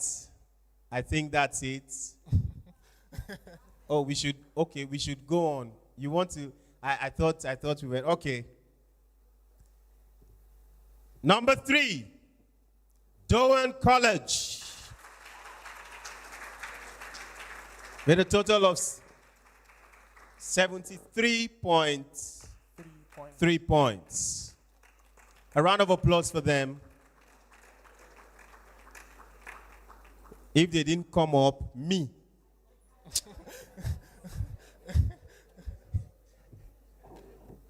That young man always has something off his sleeve. Number 2, with a total of 73. Okay, Doan was 73.0.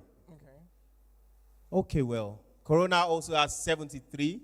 It's a tie over here with them. So Corona School, a round of applause.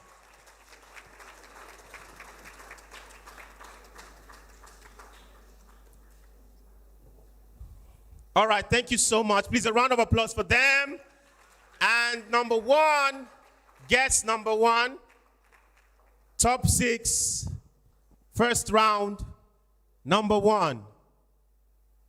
Can you guess? There's supposed to be a sound now, you know, like boom, boom, boom, boom, boom, boom. We'll now be waiting. Who is the person? You know, heart palpitations and stuff. Number 1, Redeemers International. Yes. All right. A round of applause for all the schools that made it to the next round. I'll announce the topics. Okay, so congratulations. I will just announce the topics so you can already go and start preparing. I think you have about 45 minutes, an hour, till the start of the final rounds. So, Corona versus Ansarudin, and the topic is... Teachers, please take note. Yeah, Thank you. I'm sure you know this already, right? Right. You just do not know who you're competing against. Exactly. So, electronic voting and digitization of electoral processes in general will address the flaws in Nigeria's electoral system. Corona versus Ansarudin. Corona, you're speaking for, and Ansarudin, you're speaking against. Redeemers versus Dowen College. Nigeria's problem is not a lack of good leaders, but a lack of tech-savvy leaders. So, Redeemers, you're speaking for, and Dowen, you're speaking against. And then, of course, for the final round, Grace High School versus Franberry College. Censoring the use of social media by the Nigerian government is a step in the right direction for easier and better governance. Grace High School, you're speaking for, and Franberry, you're speaking against. Does this come as a surprise to any of you? No. Good. And yes? Who?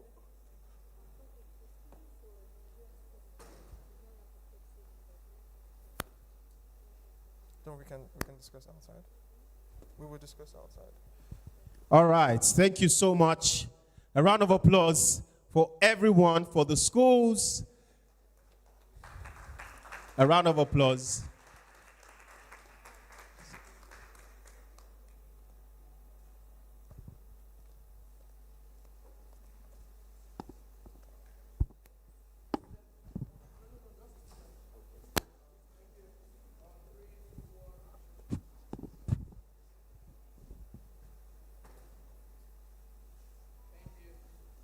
All right. All the best. See you all soon. Okay, I want more gifts while we wait for them to be back. More gifts, more gifts. We have so much to give.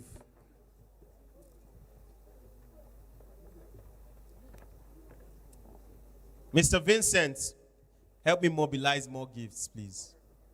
Thank you.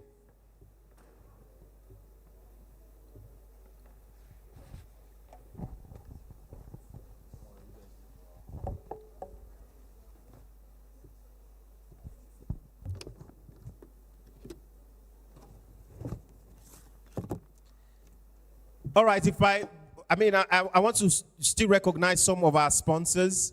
If you're here from any of the brands that I call, please just signify by a raise of hands so that we know that you are here.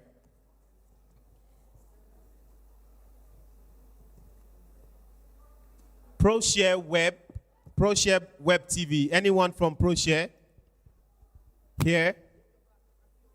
Thank you so much. Thank you for your good work. A round of applause for them. A round of applause. Do well to follow them online, subscribe to their YouTube channel, social media, wherever you see them, please do well. Leave comments, share their content. Okay? Thank you so much, ProChef, for your support. Dr. Mills. Anyone representing Dr. Mills? No, there has to be someone who... please, you guys. No one here, because that's the food now. That's the food, though. People should not play with the food. Please. Thank you. Matsec caterers. Anyone here? Are they outside? Are they trying to cook the food? Or arranging the... Let's be sure of where we are. Okay. Dave Knob Technologies. Dave Knobs Technologies. David Adekojo.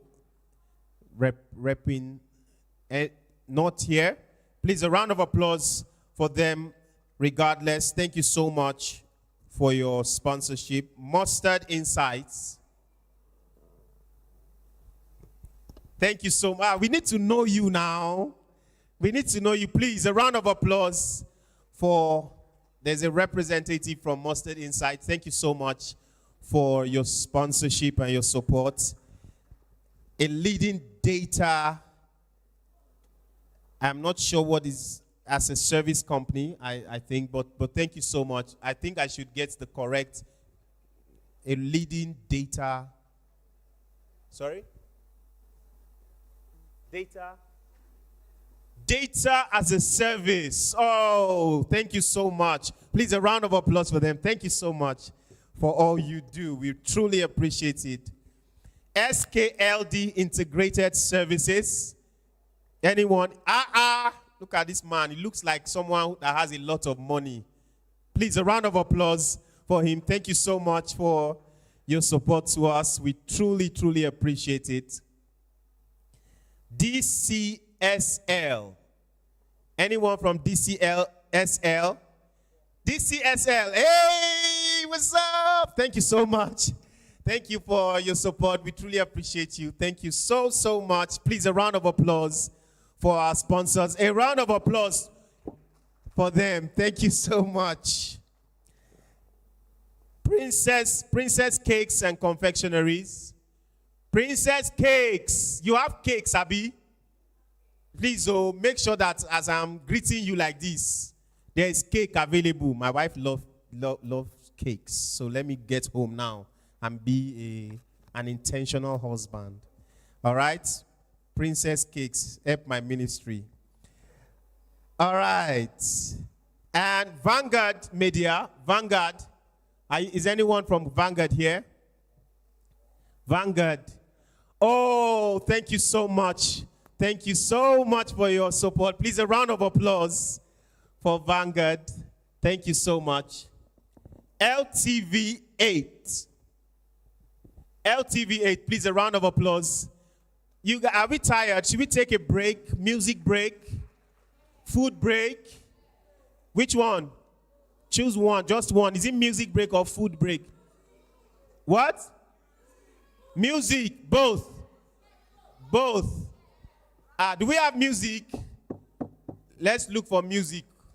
Music break and food break. Don't worry. Dr. Mills, it's just that I didn't see any of them here. So that we, and then of course, Matsec caterers. It's a finger-licking food. Look at it, it's right here. So there's food available. All right? Thank you so much. Please, let's just take a 2 minutes, 5 minutes break. Stretch your legs. Okay? Say hello to someone. We have our dignitaries available, here already. And we'll be recognizing them, much later. But thank you so much for being here. I see our mommies looking beautiful here. And our special guests, they are special guests, and we'll definitely recognize everyone. Thank you so much for your patience. Please, a round of all the students, a round of applause for all the adults here. Do it, scream, shout.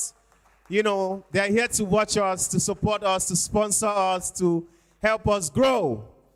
Thank you so much for coming, and thank you for your patience. We'll just take a 5 minutes break. All right? And then we'll be back. Do well to get food, get water. There's enough to go around. Thank you so much. Please, a round of applause. Mr. Corey. All right, thank you. Okay, see you shortly. Music, sound people, we don't have any music to just play something soft, digitally, internet, via phone, connected to your device, something. We can't just be quiet entirely. Let's look for something to play, please. Thank you so much. Thank you.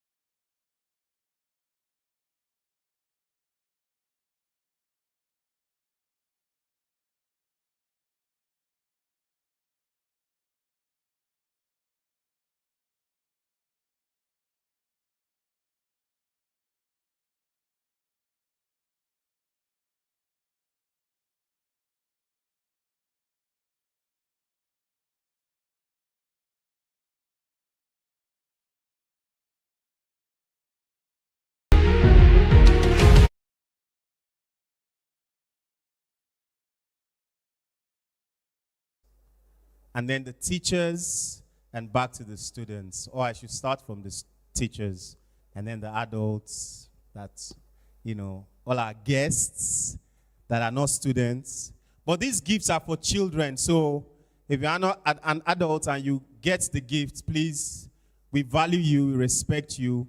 We know the kind of gifts that is befitting, but this one, just give it to one child around you. Okay?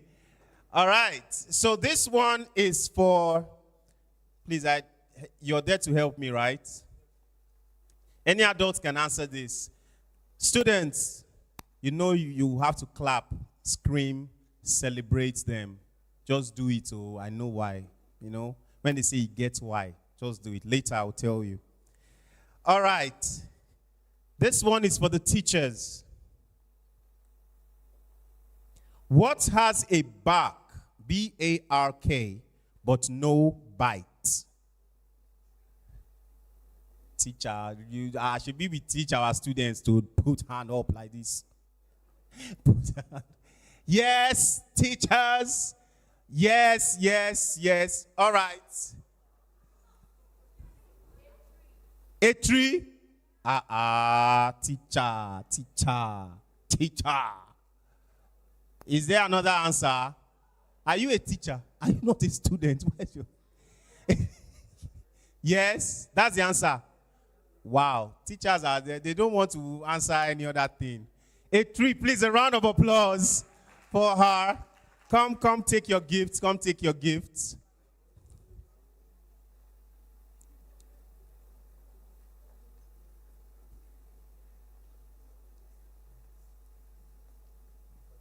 Paparazzi, let's you know how we do these things.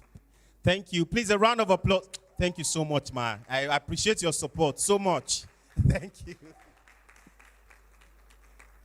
Thank you. A round of applause. All the students, you are not Hey, that's it. That's it. Teachers, what has wheels and flies but is not an airplane?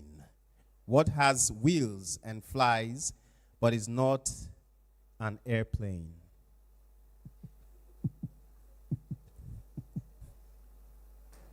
Teachers, no, we must get it too. We have to. Yes, sir. Are you a teacher or you are a student? Or your hand is up? You still want to answer? You guys, you want to be teachers so bad. All right, a teacher. Okay, go on. A what? A bird. That's not the answer I have. Should I throw bonus to the students? Is that okay? Bonus, students. Yes. Who wants to answer? You. A garbage truck. A round of applause. Now, teacher on that thing. There's nothing there. Nothing at all. All right? The teacher. Yes, the garbage truck, it actually, yes. Yes, don't worry, we'll dissect why it is like that later. But that's the answer we have.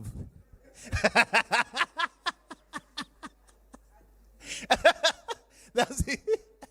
All right. Come on. Yes. Show our gift. We gave you gift, so let it be known. All right, thank you so much. Teachers, one more question. What has a ring but no finger? What has a ring but no finger?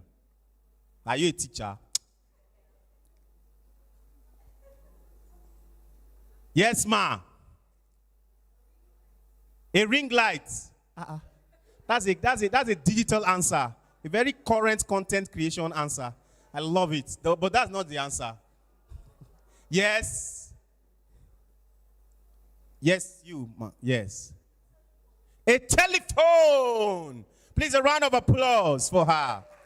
That's the answer. Come and take your gift. Come and take your gift. No, no, no, no, no. It's the person that answered it. Oh. Don't say someone else you go. No, we are not. We don't do that over here.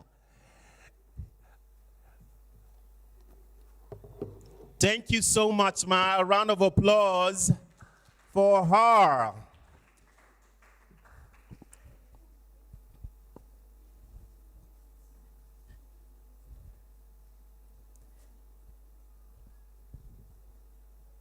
Yes, please. Yes. She doesn't like paparazzi, so, that kind of thing. Please, a round of applause for her. Celebrate her like. We are supposed to take pictures. All right.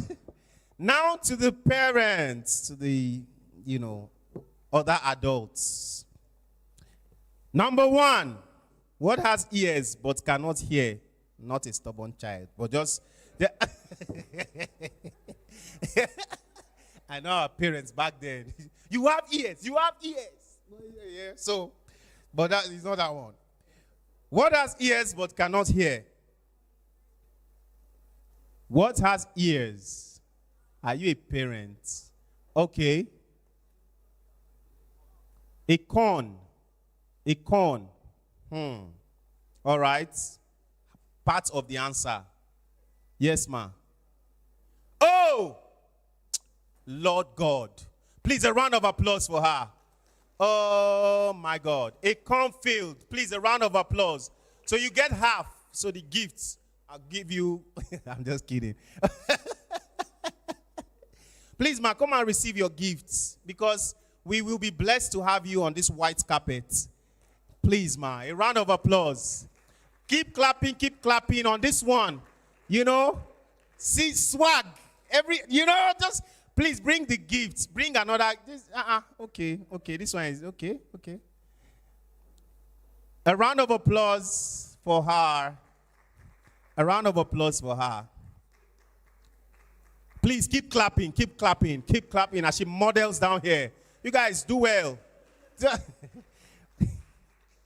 Thank you so much. Where's our paparazzi? Where you did? Okay. Make some noise. Thank you so much. You guys are cooperating. I like it. Thank you. What has legs to our adults? What has legs but doesn't walk? What has legs but doesn't walk? What has legs but doesn't walk? Signified by a raise of hand now. This side answer that you are giving us. Be bold. You see, the students are here. We have to teach them what we are telling them all the time. Be bold. What has... Yes, our web TV people. Yes. A table. See her fine smile. A round of applause for her, please. Thank you so much. Oh, yeah, come and take your gifts. You are doing camera, but we know. Yeah, come and... someone should come and take her gift, too. She should come and take it. Or we should give someone else. No. Come and... you want to take her gift? Wow. Wow. Please, a round of applause for her. Thank you so much.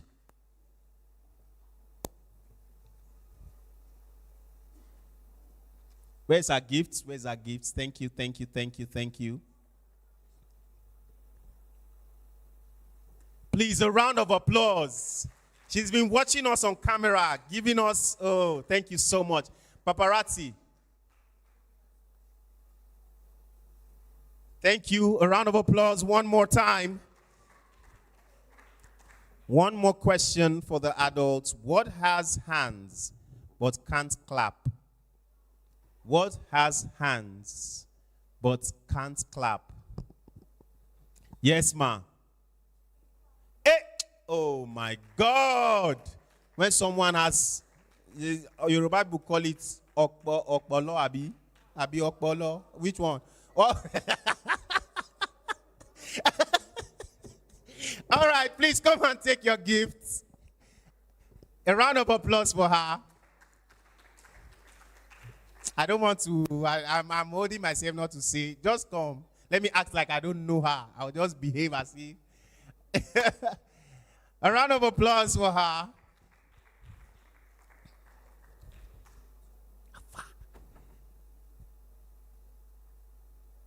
All right. Thank you so much. And to the students, are you ready? Are you ready? All right. I am your home and the third from the sun.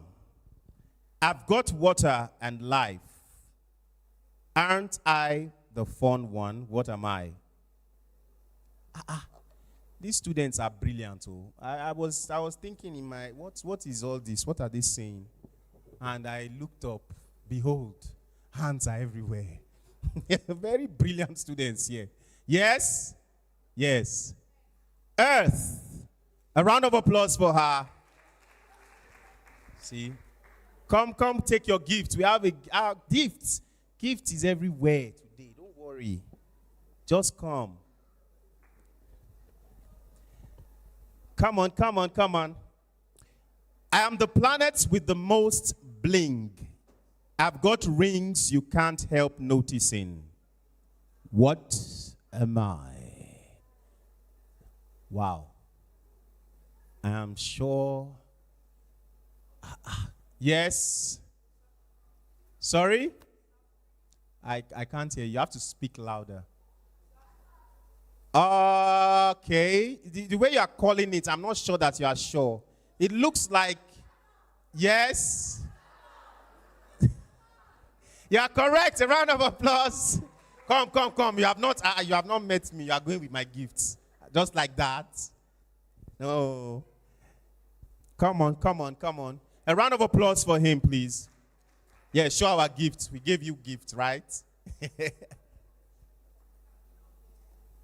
Thank you.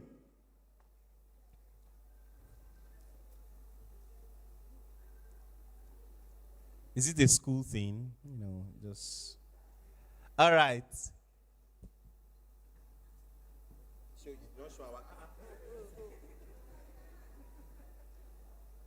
Thank you so much. One more question, and Tokpe Sule should be preparing.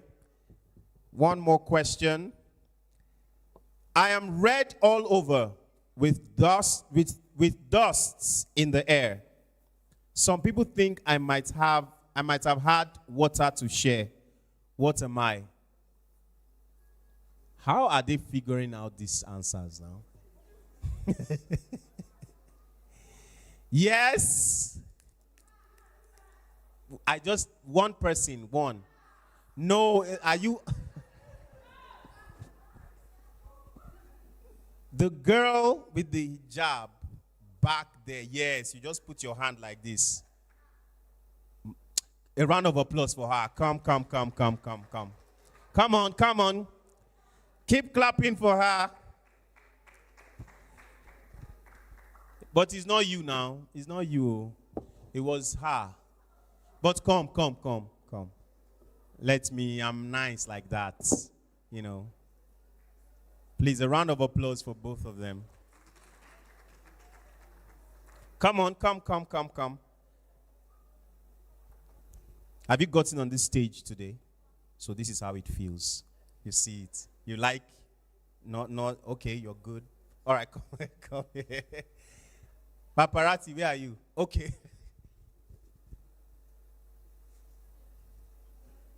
Are you showing your, you are not showing, yes. Thank you so much. A round of applause for them.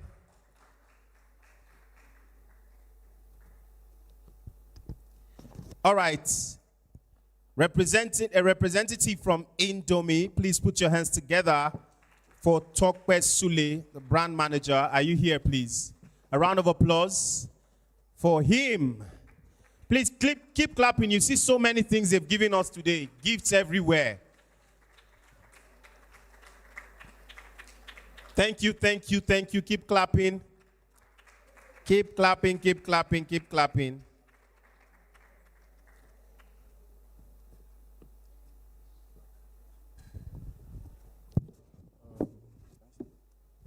Good afternoon, everyone. Yes, my name is Tokwe Sule. I'm the National Brand Manager for Indomie. Firstly, I'd like to say, can we please put our hands together for the beautiful kids we have here today? I think we can do better. I think we can do better. And I think this is because we're at a period where a lot of people say formal education is not necessarily important, but seeing kids that will come out in numbers to still try to develop themselves and show us the talents and the gift that they have, that they've gotten through formal education, I think is very laudable. And I think we should also, kids, can we clap for our teachers and our aunties and uncles that also brought us here today? Thank you so much to everyone. On behalf of all of us at Indomie, we say thank you to the organizers as well for continuing to have symposiums or initiatives like this. We wish and we hope that a lot of the kids here will take a lot of learnings, and go back. We know this is just a small segment of the larger population that they have in school. So kids, can you promise me one thing? When you get back to school today, tell your peers, tell your friends one thing that you have learned from this program today. Are you assuring me that? Are you sure? So, because the idea is for us to have a better society. The idea is for us to have a better future for our kids as well. Thank you so much, everyone. Thank you. Thank you so much. Please, a round of applause for Mr. Sule. Thank you so much, and for your support. We truly, truly appreciate it. Thank you. All right, it's about time. It is about time. Are we ready? Are we ready? Okay, I will say all the schools should come out first. If you made it top 6, come out. Come on.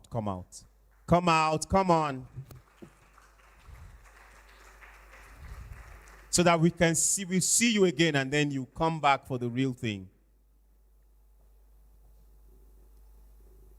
Please celebrate them. A round of applause for them.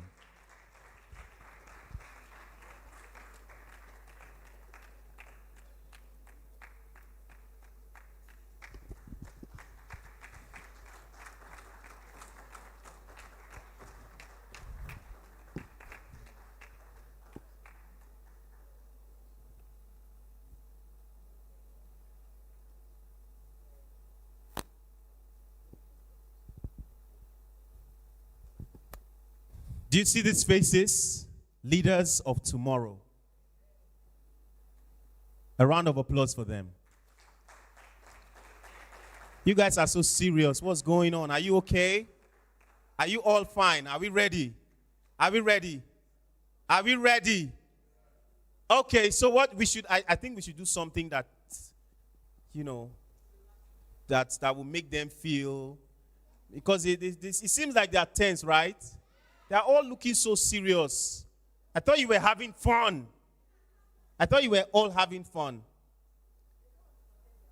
Oh, there's that. But a round of applause for them. Let's help them. All right, you can go back to your seats, but Corona and Asarudin stay on stage. It's about time. Take your microphones. I am sure that you are ready.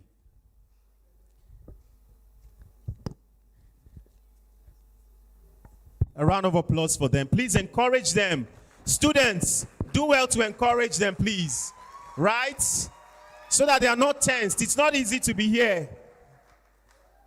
All right. Our timer, are we good? Okay. Wishing you all the best. Take it away.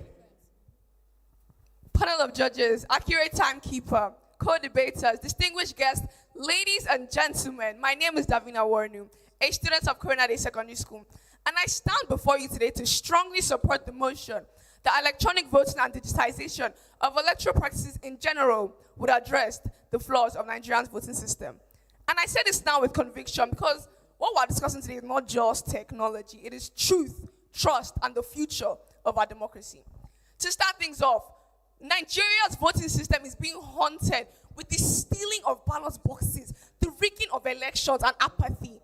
But once the ballot goes digital, the middlemen of manipulation vanish. The counting becomes more instant. The transmission of results becomes more transparent. The margin for fraud will shrink to near extinction. Nigeria's democracy currently lays in darkness, but technology will shine a light so bright that even the shadows of corruption will not even see it coming. With biometric verification, fake voters disappear. With real-time results, rigging becomes almost nearly impossible. In this slide, Nigeria's democracy can finally breathe. My opponents may say, oh, technology would replace humans. Please. It is humanity's unwillingness to grow that holds progress hostage. All of us in this room, we trust technology with our finances through e-banking, don't we? We trust it with our education through online learning. We even trust it with our voices through communication. So why can't we trust it with our democracy? Moreover, we need to acknowledge the benefits of digital voting. The cost of producing ballot boxes reduced, political participation increased, transparency and accountability improved. These are not just benefits, but they are benefits that outweigh its defects severely. Research has shown that a country like Estonia, one of the world leaders in national-scale internet voting, have proven that the citizens there, the voters there, have claimed that digital voting has been more convenient for them. So why exactly shouldn't we include it in Nigeria? With digital voting, Nigerian voters will no longer be a spectator of their own democracy. A girl in Akwa Ibom, a farmer in Benue, a teacher in Lagos State will finally cast a vote that truly counts. No more political magic tricks, no more midnight miracles. One vote, one voice, one truth. Now, I'd like to pass on the mic to my co-debater, Vivian, to finish it off. Thank you. For way too long, our elections have been marred by electoral malpractice and also the counting of votes taking way too long. It is time to take a stand. Good day, panel of judges, accurate timekeeper, co-debaters, and of course, my audience. My name is Vivian Awotimo, representing Coronado Secondary School, Lekki, and I strongly believe that electronic voting and digitization of electoral processes will address the flaws in Nigeria's electoral system. Firstly, instead of waiting days for the results of elections to come out, we can implement machines that will count and collate these votes in a matter of seconds. According to INEC's 2019 report, many of the issues they faced were because of human issues and also human interference, issues that could have been curbed if we simply just implemented machines. Now, let's take a look at some countries that have embraced technology and innovation. India, the world's largest democracy, has a digital voting system, and it's a machine. This machine counts votes in a matter of hours and also seconds. It also prints out slips that are given to voters to ensure that they know who they are voting for. This increases the trust between the government and the people. Brazil has had an e-voting system since the year 1996, and this voting system allows them to receive nationwide votes in a matter of hours. Do you know how long that would take if we were counting those votes by hand?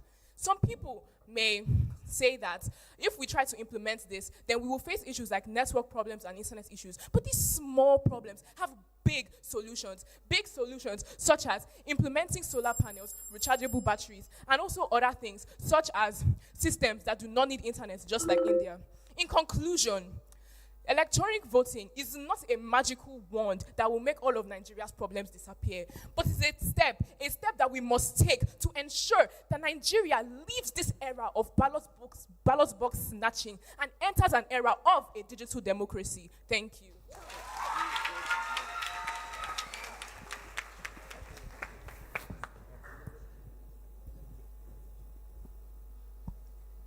Ladies and gentlemen, technology is powerful, but it is not magical. It can build bridges, launch rockets, and connect millions. Yet, it cannot fix corruption, dishonesty, or human greed.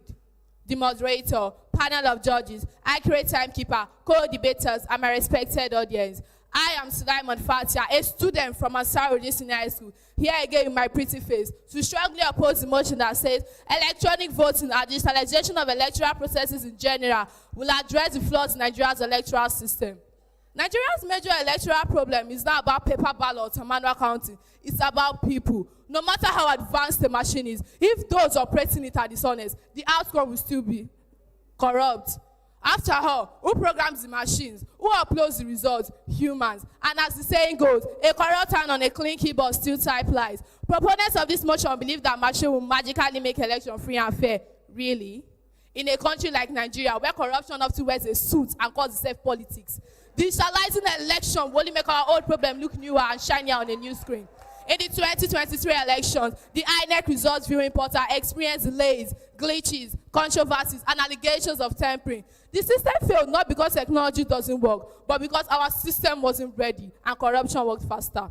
Nigeria still struggles with unstable electricity, poor internet access, and lack of technical experts in rural areas. So tell me, how can a nation without stable power or electricity conduct a truly digital election? It's like trying to build a skyscraper on sinking sand. It looks ambitious, but it will collapse under pressure. In advanced nations, electronic voting works because there is trust in the system. But here in Nigeria, trust is our weakest link. When the server fails or result vanishes, who will the people believe? The machine or the man behind it? Technology cannot enforce trust. It cannot punish offenders, and it cannot rebuild faith in the democracy. Until we fix the human element, the digital ones will always fail. John Maxwell said, and I quote, "No system can rise above the character of the people who runs it." This is clearly stressing that character, not coding, is Nigeria's real problem. Before we digitalize election, let us sanitize our values. Let the government strengthen electoral laws, train impartial officers, and prosecute offenders. Because without integrity, even the most advanced technology will fail. I am Ayodele Farida, the second speaker from Ansarudin Senior High School, here again to blow your minds. My intelligent first speaker has already made it clear that electronic voting will not fix Nigeria's electoral system because of poor electricity, weak internet connection, corruption, and lack of digital literacy. I completely agree with this point, and I will now add more reasons why digitalization cannot fix our flawed electoral system.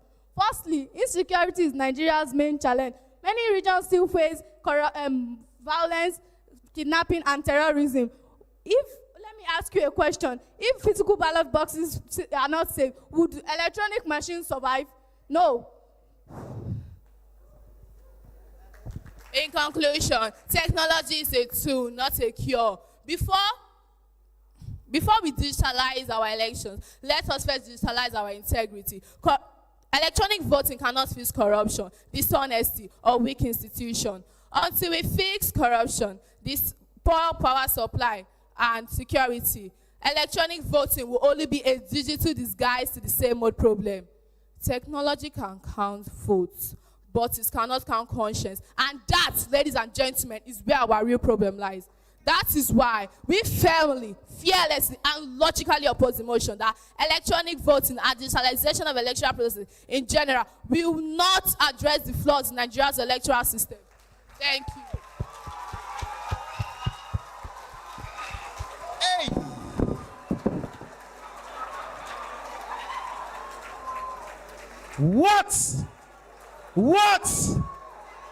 What is going on here? Oh my word. In the first round, I thought bullets were flying. But I think bombs are going off. What? No, that was brilliant from both schools. Please, a round of applause for them. Oh my goodness. Redeemers and Dowen.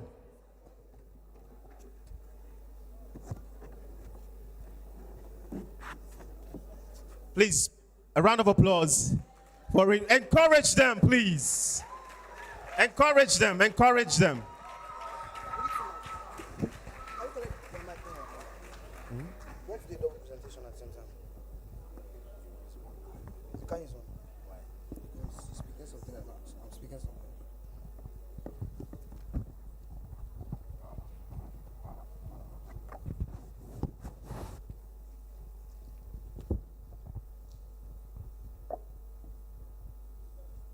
For decades, Nigerians have prayed, protested, and preached for good leadership. But if goodness alone could save a nation, Nigeria, with its countless kind, God-fearing leaders, would be a paradise. My name is Oluwaka Ikonwatisoji, and I'm here to tell you why our problem isn't shortage of good leaders, but of tech-savvy ones. Because in this age, you cannot lead a digital generation with an analog mindset. A good leader is moral, upright, visionary. A tech-savvy one is competent, data-driven, digitally literate. We have many of the first, but too few of the second. And that's why Nigeria keeps repeating the same good promises, but achieving the same poor results. Let's be fair, many Nigerian leaders genuinely mean well. They create committees, hold meetings, launch programs, and even cry on live television. But when leadership depends on emotion instead of information, good intentions become blind actions. According to the National Bureau of Statistics 2023, over 70% of federal agencies operate manually. No unified digital database, no transparent data flow, so even good leaders can't track progress accurately. Our leaders sign international deals with inks and handshakes instead of systems and signatures that can be tracked digitally. They announce digital reforms, then record attendance with biro and paper. How do you run a 21st century nation on 20th century tools? We've had honest presidents, governors, ministers, but they were all trying to fix a digital problem with an analog solution. Meanwhile, in Rwanda, Paul Kagame uses digital dashboards to monitor national projects. In Estonia, 99% of government services are based online. These countries didn't pray harder, they just plugged in. Corruption, insufficiency, unemployment are caused by evil hearts. They are sustained by obsolete systems. Corruption breeds on opacity, and technology destroys opacity. When every transaction is digital, every contract is traceable. Corruption doesn't hide, it dies. In Estonia, corruption fell by almost 40% after e-governance reforms. Why? Because you can't bribe a computer. So it's not that Nigeria lacks good leaders, it's our good leaders that lack digital power. Over 60% of Nigerians, you and I, are well under 30. Yet, most leaders don't know how to operate the platform that shape this generation's world. How do you prepare youth for a tech economy when your own cabinet doesn't even understand the internet economy? Other nations are investing in AI, robotics, digital trade. Nigeria, our leaders are still debating whether social media is a blessing or a curse. Nigeria's crisis is immoral, it's mechanical. We don't need more saints in suits. We need smart minds with systems. In a world ruled by algorithms, data, and digital diplomacy, leadership is no longer about who can give the longest speeches, but about who understands the language of technology. And that's my opponent, is where Nigeria is failing. Good day, everyone. All protocols duly observed. I am Miracle and Ene, proudly representing Redeemers International Secondary School. I am here to support the motion. Nigeria's problem is a lack of good leaders, but a lack of tech-savvy leaders. Because good isn't good enough in a digital world. Our leaders keep on treating technology like it's some foreign language, something to admire, not apply. And that ignorance is costing us progress. In 2023, when INEC introduced BVAs and RFs, Nigerians hoped, I tell you, hoped for transparency. But what we got, my fellow Nigerians, was chaos. Crashed systems, delayed servers, shattered trust. Not because the technology failed, but because the leaders using it didn't understand it. Now let's talk numbers. According to the World Bank, Nigeria loses over $2.5 billion, yes, dollars, to poor digital infrastructure and policy delays. Over 85% of Nigerian students lack basic digital literacy, and broadband penetration crawls at around 45%, leaving millions offline in an online world. Meanwhile, nations like Rwanda and Kenya are coding their economies into the future. So tell me, when a digital immigrant competes with a digital native, who really stands a chance? I can almost hear my opponents insisting that leaders don't need to be tech experts. But see, the thing is, I beg to differ. Let's face it, in the Big 25, leaders who cannot interpret data, it's like a pilot who cannot read read a compass. Advisors may guide, yes, but if a leader does not understand technology, then they are basically passengers on their own flights. In 2024, 65% of new global jobs require digital skills. So if our leaders who think tech is optional, then failure isn't accidental. Oh no, dearest judges, it's programmed.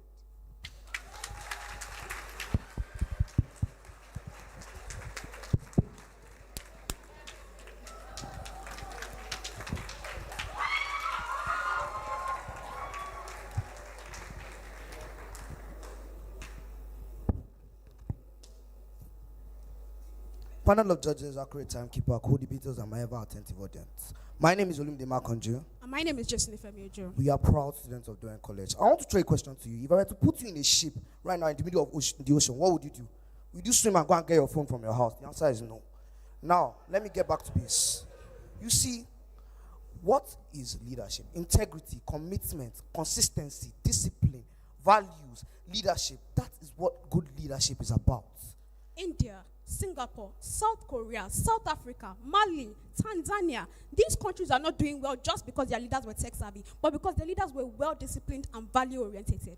Tell me, what good is a leader who can operate a laptop but cannot operate with integrity? What's the point of being online when your conscience is offline? Nigeria's problem is not a lack of tech-savvy leaders, but a lack of good leaders. Men with courage, passion, vision, and character.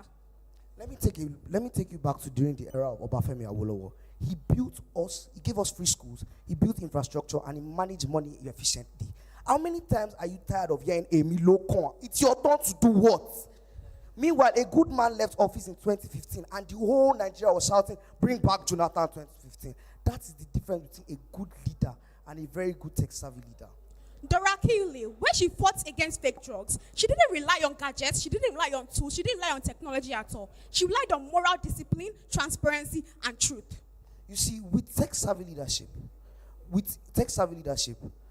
a research by the Central Bank of Nigeria has shown that 40% of Nigeria does not have laptops, does not have digital devices, while 70% of people believe are in the informal sector. So are you trying to say that the masses will continue to suffer while the minors continue to get richer? Are you trying to say that the masses should continue to get poorer and poorer while the minors are only getting richer and richer? The common Nigerian, you and I, are here while Tinubu is spending $3 billion on making 90,000 kilometers fiber cable. Meanwhile, we are here trying to develop integrity, compassion, and so on and so forth. Leadership begins with character, not coding. For a man without values will still operate with corruption, only this time in high definition. Integrity cannot be downloaded. It must be developed through service and discipline. According to UNICEF, the problem of digital divide is tech savviness. You see, digital divide is making us not have access to, making some people have access to devices and making other people not have access to devices. According to a conference in the OAE held in Morocco, digital divide has become a huge problem in Nigeria. According to a conference held in Ethiopia in the year 2015, they saw that the problem of technology is that there is no transparent leadership. How will you come and if any one of you here were to go to the hospital right now, would you want a tablet telling you what drug to take? A tablet does not teach empathy.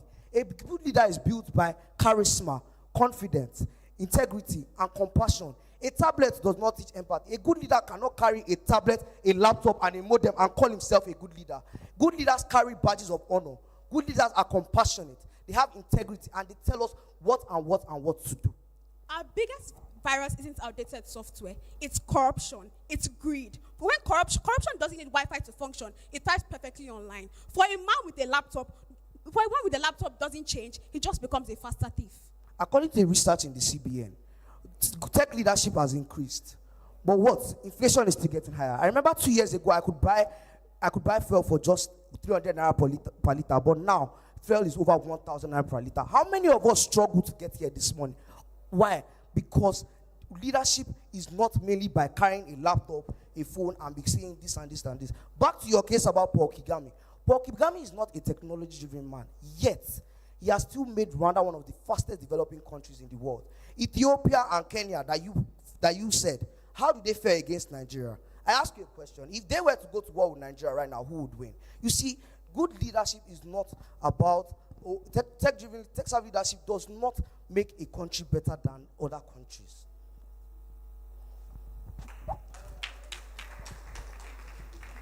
For when values rise, technology follows. But when integrity falls, even artificial intelligence becomes artificial ignorance. And until character becomes our compass and integrity our code, Nigeria will never download destiny nor reload hope. And if easy, run out.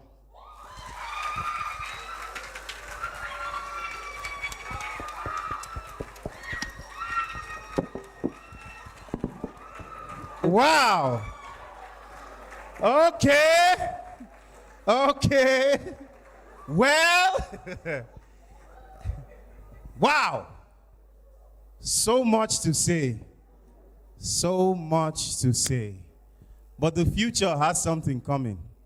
And we are excited about that. Yes. All right, before we continue, I want to recognize the presence of our keynote speaker, Professor Enase Akonedo. Please put your hands. I apologize. I would have to come and learn this name specifically so that I don't do this, and I apologize, Ma, if I did any injustice. I think I did, but I am so sorry. But please just help me recognize her. Thank you so much for being here with us and for the support. Thank you. Thank you. I would definitely hear from her very shortly. Thank you so much. Thank you. All right, we'll do something a little bit different. We'll call Grace High School and then afterwards Franberry Schools to come support the motion. They know their topics already. Please put your hands together for Grace High School. Put your hands together for them, please. Encourage them. Encourage them. Encourage them. Encourage them. Thank you so much.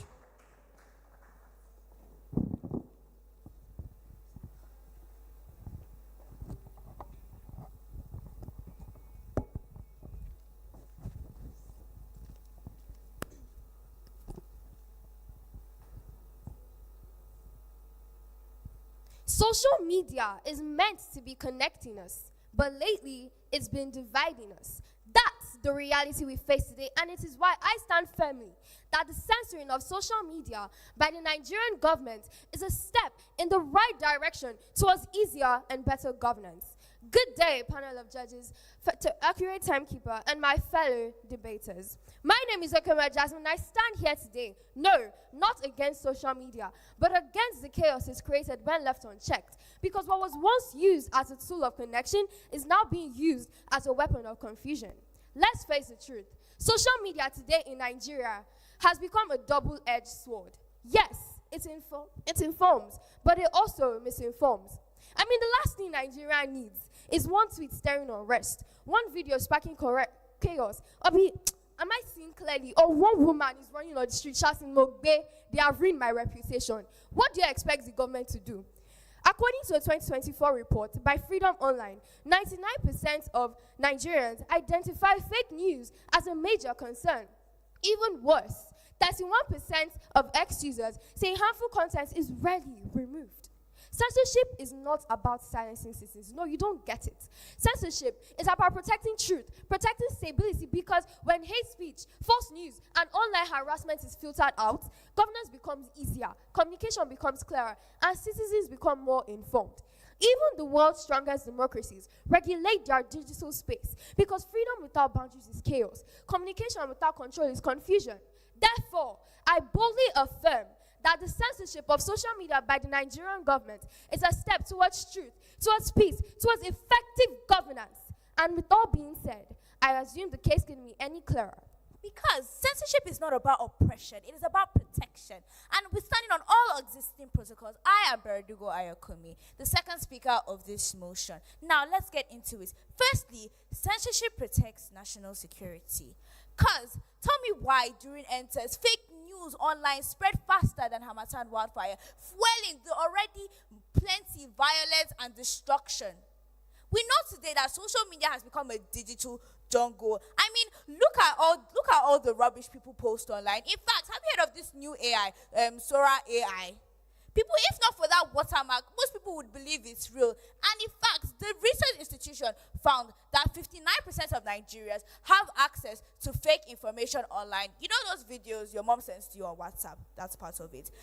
I'm telling you, if the government should not censor this information, so many people's lives would be destroyed. Imagine them using that same AI on Dangote, showing him maybe cheating on his wife or something. What would that do to his company? And look how much his company is helping Nigeria. Secondly, censorship protects our peace. That is you and I. Imagine someone coming up with a video of you doing something embarrassing, and it's not true. Or have you heard of that scenario of a woman in America, all the way in America, he came to Nigeria. Imagine the woman came into someone's home, videoed them half naked, and came on the internet and started shouting that they raped me, and people saw it and was like, what is this? Should this information even reach Nigeria? If their government had censored saw that video, I shouldn't know about it. Now imagine the rubbish some Nigerians do. I decide to post online. Or have you seen videos of people in school, they are busy children, and they just post it online? Should that be for everybody to see? I beg to differ. And my opponents may cry about dictatorship, but the little lies online, is it that tyranny?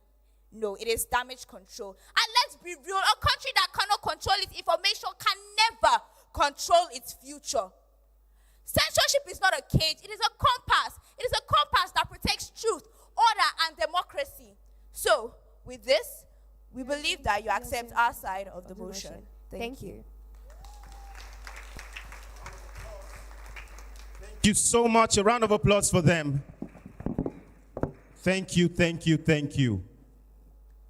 The only thing is be careful. You are throwing stray bullets at mothers. Don't try me. You don't do it. Okay? A round of applause. That was good. Just be careful. That's all I have to say. Mr. Ayo of Aramak, please, a round of applause for him, one of our proud partners. Thank you so much. And please, thank you. Thank you so much, sir. We appreciate you.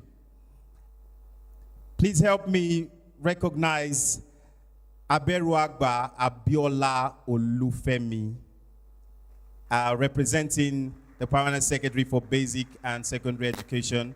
Thank you so much, sir, for being here with us.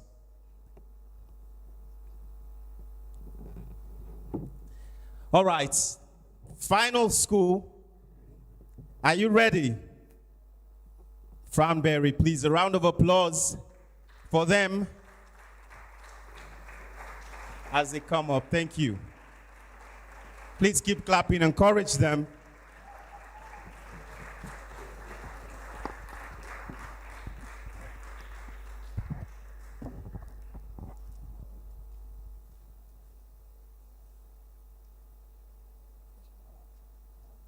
Ladies and gentlemen, I stand proudly on existing protocols to vividly support the motion which no one dares to argue, which states Nigeria's problem is not lack of good leaders, but lack of tech-savvy leaders.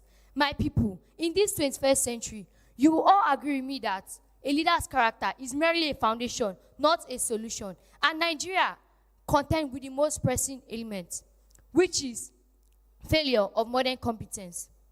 My starter nuggets, good intentions do not generate wealth. Digital transformation does. The ICT sector consistently contributes a significant share to Nigeria's real GDP growth, recently giving over 18%, yet government services remain largely manual and siloed. We urgently need a direct function of leaders who can implement a digital-first policy. Moving forward, traditional leadership has resulted in high-friction paper-based systems. For example, less than 1 in 4 formal businesses in Lagos, Abuja, and Port Harcourt recently report less earning over 10% in their revenue digitally. A tech-savvy leader would implement single identity digital platforms to cut bureaucratic red tape and integrate financial inclusions. Our creative industry has been a means to alleviate poverty, and the youth are solidly capitalizing on this digital savior scheme to even strengthen our economy. A tech-savvy leader must, in fact, accommodate all of these skills and actualize brighter, rewarding future that we Nigerians have been clamoring since Vision 2020. Today, I am aware that the whole of Nigeria is squarely represented, from tech innovators to tech leaders and to the tech boys and girls waiting to manifest Nigeria into a tech-oriented nation. Just as Destiny have pointed out, our verdict is strong, and that's because the STEM innovations all around the Nigeria secondary school system has shown us the trajectory to follow. We need leaders who understand that jobs are moving globally, from traditional industries to digital sphere. A non-tech-savvy leader fails to understand that shift, leading to policies that accelerate the jackpot syndrome.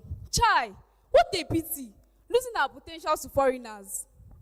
Ultimately, the e-governance will ensure transparency. Imagine a tech-savvy leader mandating a blockchain procurement or public-facing real-time tracking system for infrastructural projects. This is the digital governance reform that a non-tech-savvy leader cannot conceive of, much less implement. Nigeria leaders, from present to future, seated here right now, believe me, we do not need analog angels. We need digital drivers to coordinate the trajectory, sprouting from every sector rapidly. My name is Anisu Joy, and I am here with Daniel Destiny from Franberry High School, and we proudly stand for the motion. Nigeria's problem is the lack of tech-savvy leaders. Let us embrace technological change now. If you like, no No year year round. we don't tell you.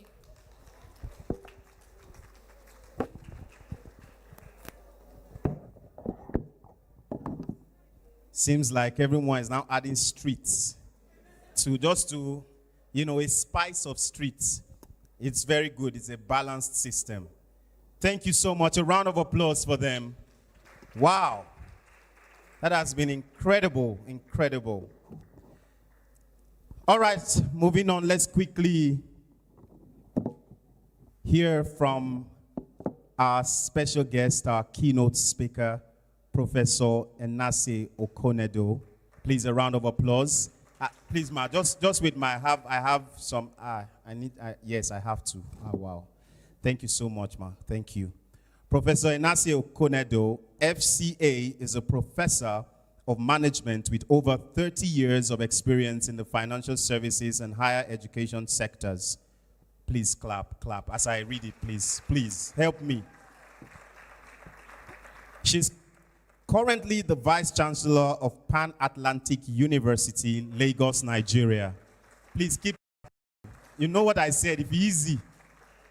Please, thank you. Prior to this, she was Dean of Lagos Business School, LBS, from July 2009 until December 2020.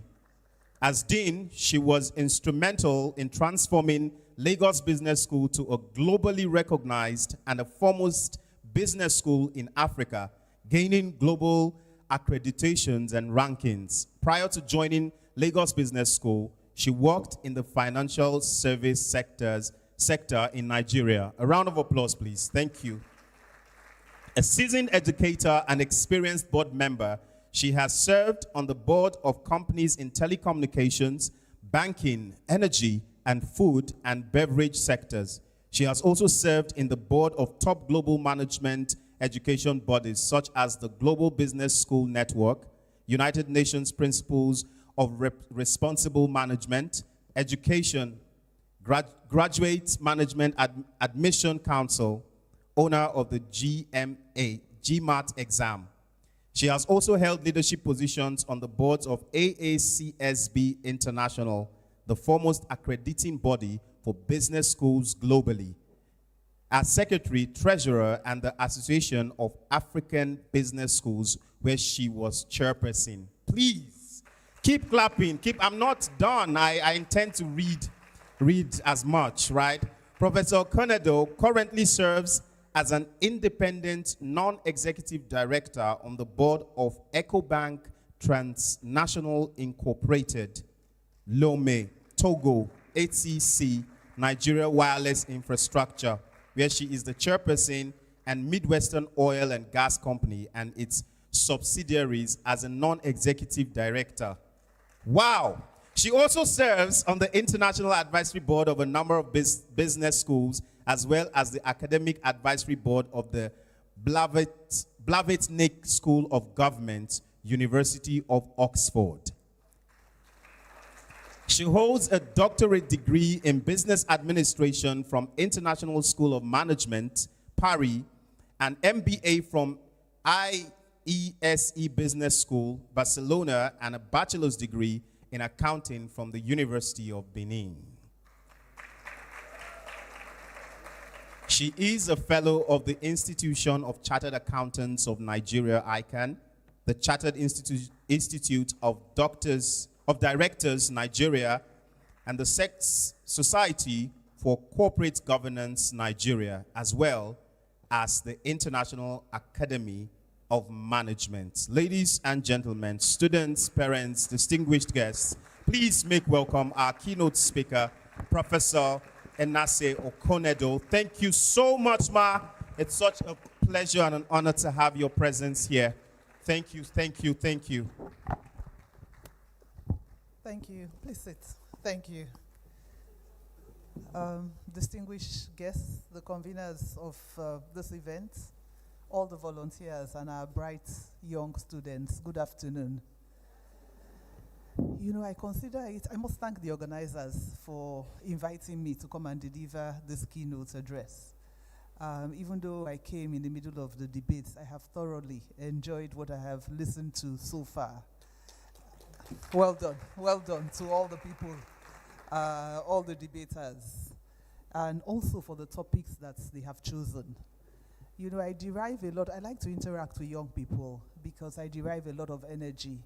You bring so much energy and you give us so much hope because you are the leaders that we build our hope on for the people who will take Nigeria to assume its rightful position as a leader of Africa. So congratulations, well done to all of you.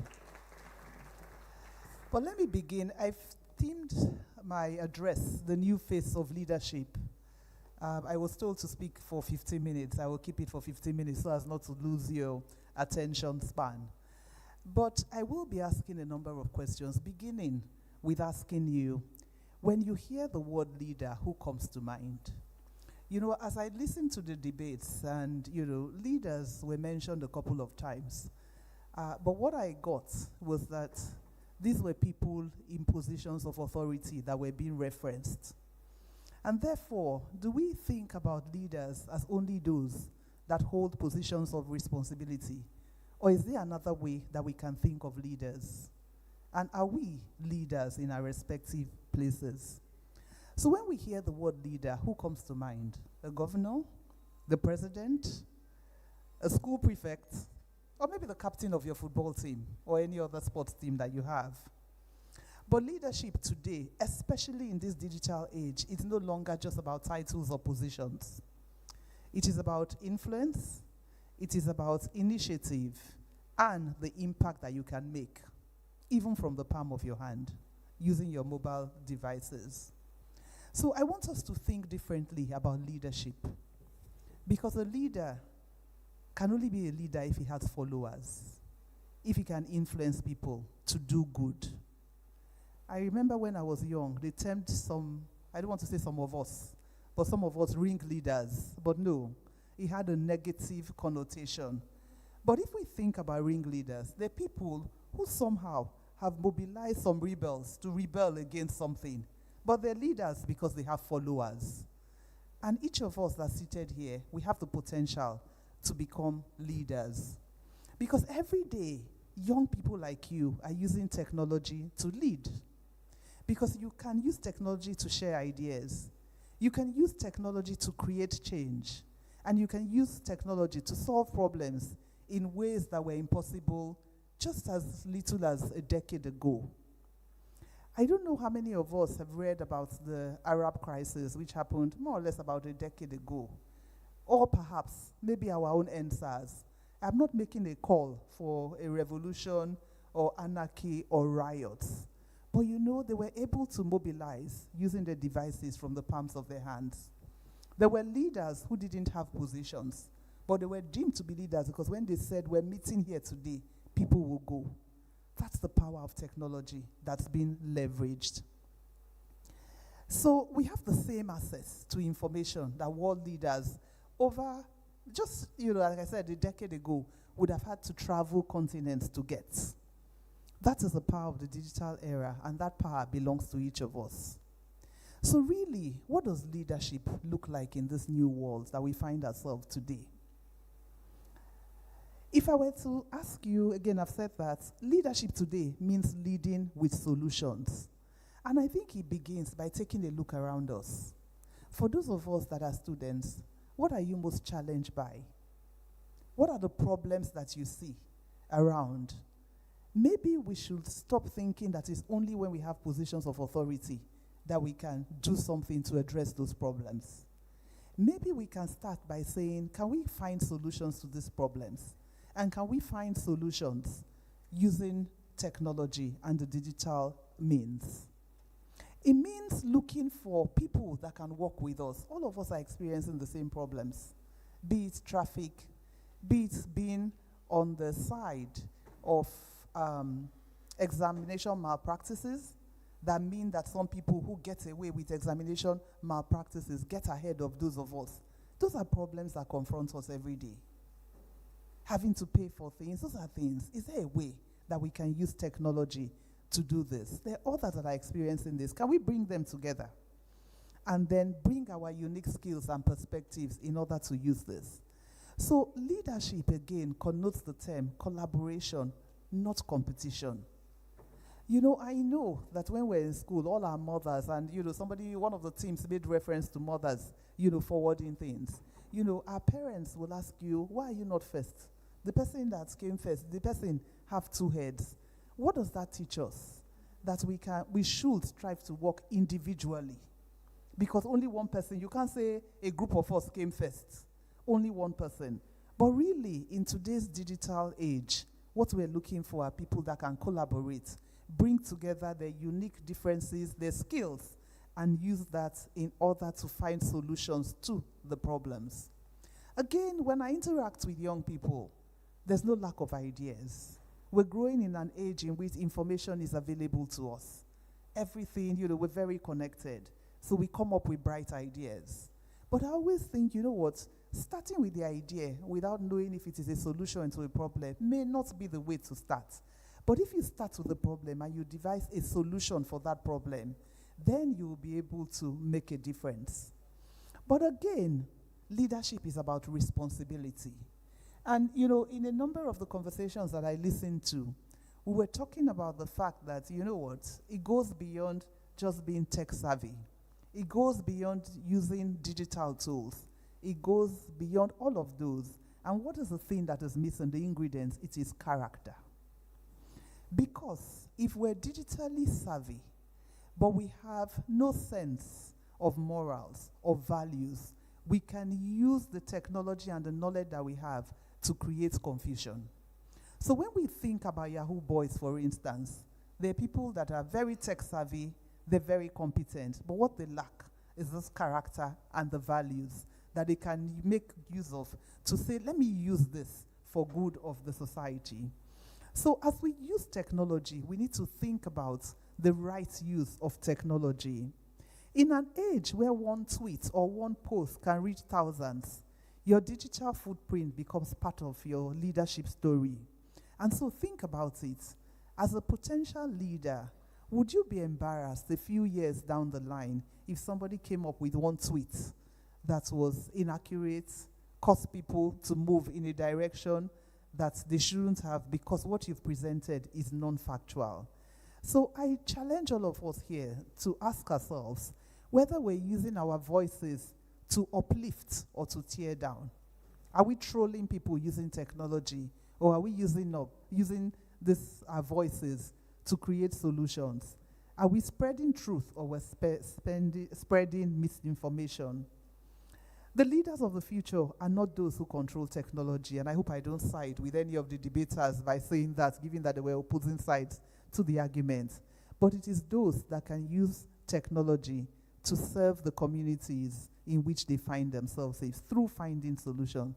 And I dare say this is the kind of leadership that Nigeria and indeed the world needs, and that's why my hope is on you. That you can use technology for good rather than for ill. Now let's talk about what I consider the exciting parts. The opportunities that are available to you in Nigeria's evolving tech ecosystem. In the last decade, our country has produced some of Africa's most innovative tech leaders, young Nigerians that dared to dream differently. We can talk about Inyi Aboyeji. He was one of the founders of Flutterwave, now valued in billions of dollars. He started out as a student who wanted to make online payments easier across Africa, purchasing things across the continent and having to navigate how to make payments. He saw the problem, and together with his team, they came up with a solution. Or Odunayo Eweni, co-founder of PiggyVest, that built a platform to help Nigerians save money using their phones. And then there's also Silas Adekunle. He created the world's first, not Nigeria's first, the world's first intelligent gaming robots. And he was recognized globally, all before the age of 30. We're at that age right now. These are not people from another planet. These are Nigerians, just like all of us, facing the same challenges, studying in the same kinds of schools, but chose to believe that they could use technology to make life better. So again, I challenge you, what can you do? Maybe we should start by learning the basics, the digital skills, coding, design, animation, data analysis, all of those. There's so many free online platforms that we can utilize to improve ourselves and learn these digital skills. Perhaps the next thing is to look around your environment. Are there other problems that people face daily? Maybe it's traffic, maybe it's waste management, maybe it's access to learning materials, maybe it's electricity. I challenge you to think about how technology can make this problem smaller. Leadership starts when you decide to solve one problem, however small, that makes life better for others. And remember, leadership isn't only about apps and gadgets, as we were reminded several times in the course of this debate. Maybe we can use technology to tell positive stories about Nigeria, to support others through friendships, to create awareness about health or climate change. The digital world is vast, but your values should be your compass. What is driving you? Is it the desire to, as we say, to blow, to make it, or really to come up with a solution that can solve the problems for all? So technology is powerful, but it could also be harmful. And in the digital space, true leaders are guided by a sense of purpose, of integrity and service. You know, most times when we talk about integrity, we think it's about telling the truth, perhaps. But it's about knowing what the right thing is to do, saying it and doing it. That's integrity. The trust that comes when you say, this is what I will do, and I will do that. So, of course, one has to be truthful and fair in how we use technology. The second is purpose. Ask yourself, why am I doing this? Why am I doing this? And then the third is resilience. All of us face challenges. We live in a very challenging environment. There's no lack of problems. But then when you persist, you develop the courage and the resilience to be able to keep going. What matters is not that we run into obstacles, but that each time we run into obstacles, we find a way to navigate these obstacles. Each time we fall, we rise again. We learn from our mistakes. We build this experience, and we keep moving forward. In the digital world, things change fast.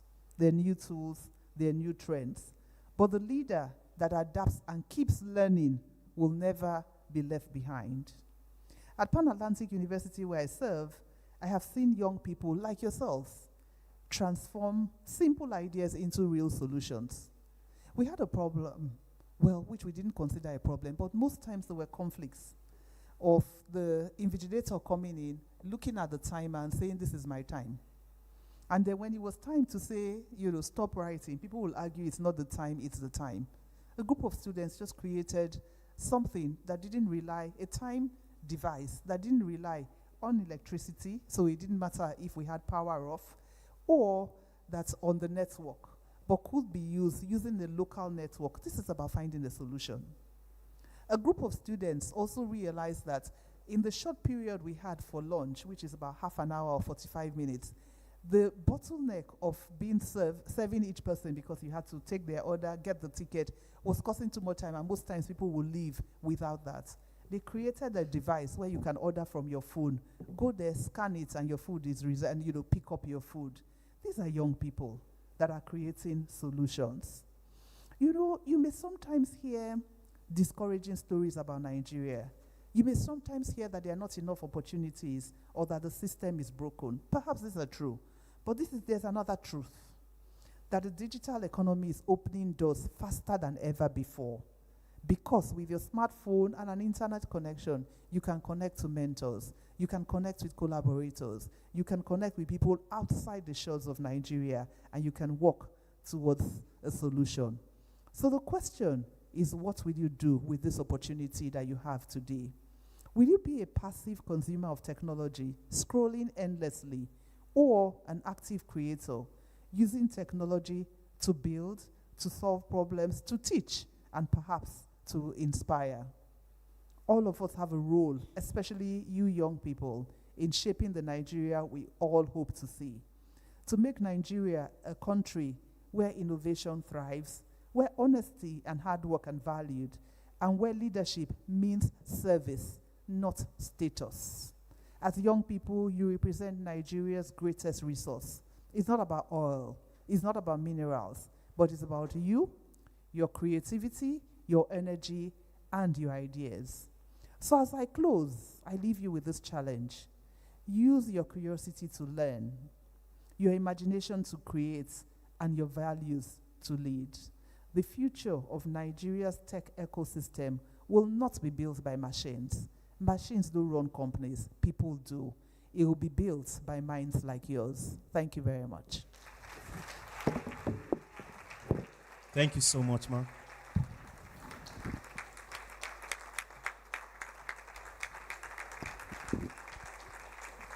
Thank you so much. A round of applause. Please keep clapping until she gets her seat. Thank you. Wow. Felt like I was in a master class all of a sudden. I came here for something else, and all of a sudden, but thank you so much for sharing that. I really appreciate it. Thank you, ma. Okay, let us move on quickly. Please, I would like to recognize the presence of David Adekojo, Dave Noptech. Please, if you're here, thank you so much. Please, a round of applause. Sir David, are you here? Thank you. Shei Are Foundation, thank you for supporting us. We truly, truly appreciate you. Mustard, thank you so much. Do we have anyone from Mustard here? Thank you so much. Thank you so much, Mark. God bless you. Vanguard, we appreciate you. Thank you. LTV8, live broadcast, thank you so much. Princess Cakes and Confectionaries, thank you so much. They gave me cakes for my entire family. You know, my wife, my kids. I'm good. When I get home now, I'm coming like a superstar, celebrity. I came with cakes. Thank you so much, Princess Cakes. DCSL,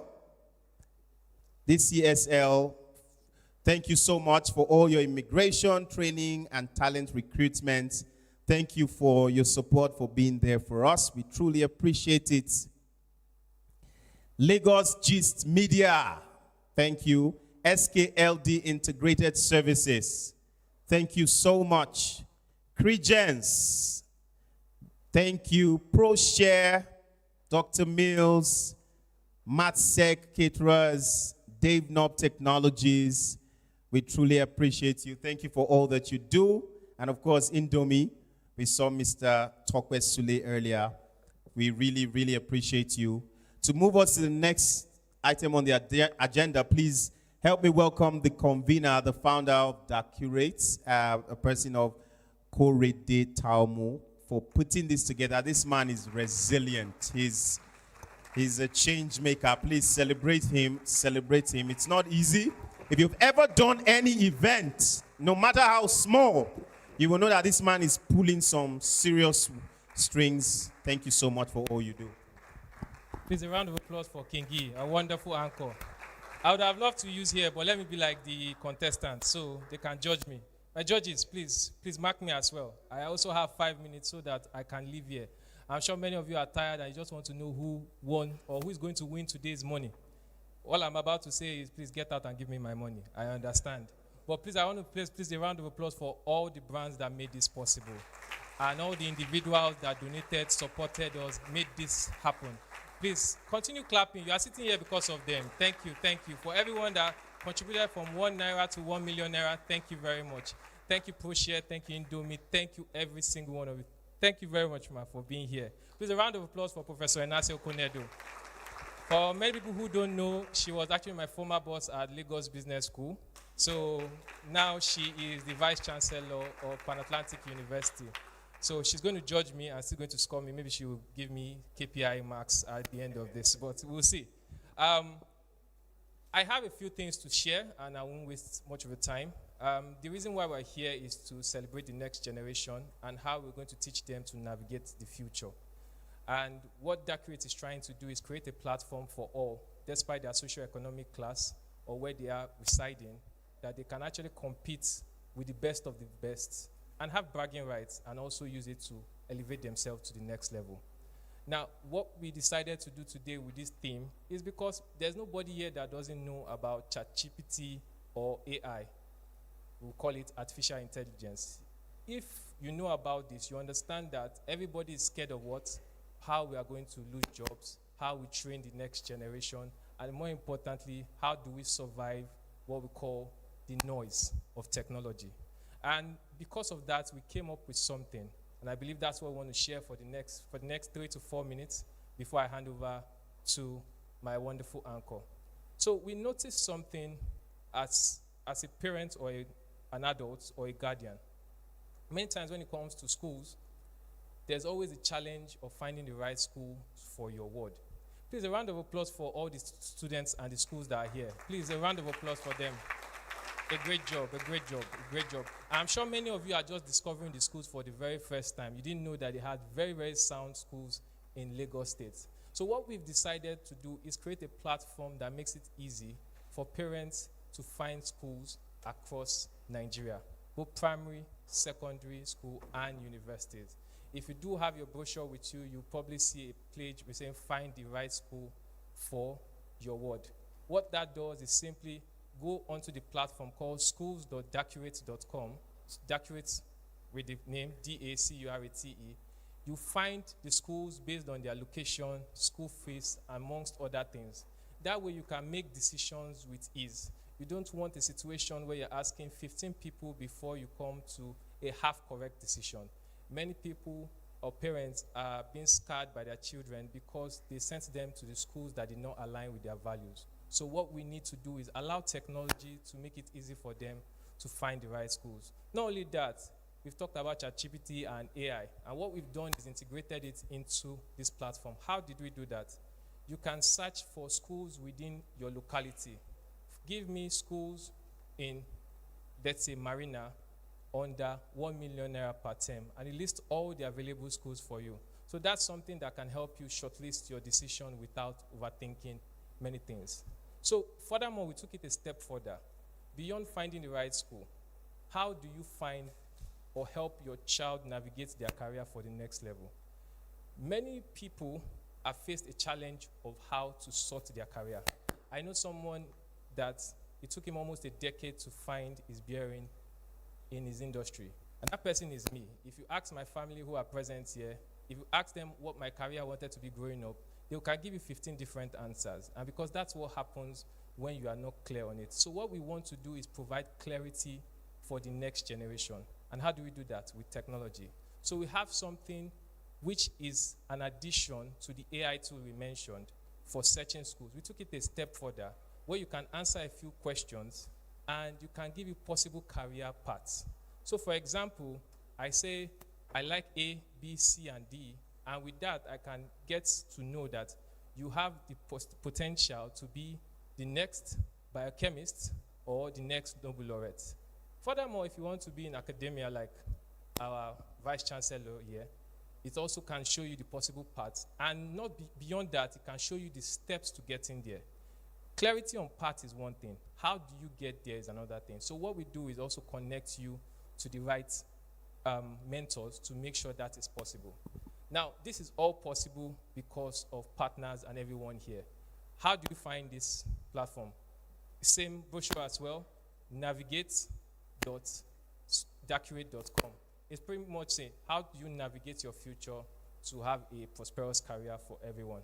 So, thank you very much for your time. I want to thank the brands again. I want to thank the volunteers and thank everybody that has made today possible. And I hope I've been able to convince you and not confuse you that Dacurate is on the right path to transforming education in Nigeria. Thank you very much. Thank you so much. And the winner is... Yes, thank you, thank you. Some amazing work you're doing. Thank you for all that you do. All right, to our panel session now, I'll just invite Vincent to come moderate the panel session. He would introduce the panelists and then take us in. You have 20 minutes. I will, please help me keep the timer up so that we can start that. Thank you. Good afternoon once again. So quickly, I'll just call on my panelists to join me on stage. Ferdinand Ajimefe, I hope I got that right, and Steve Chooks.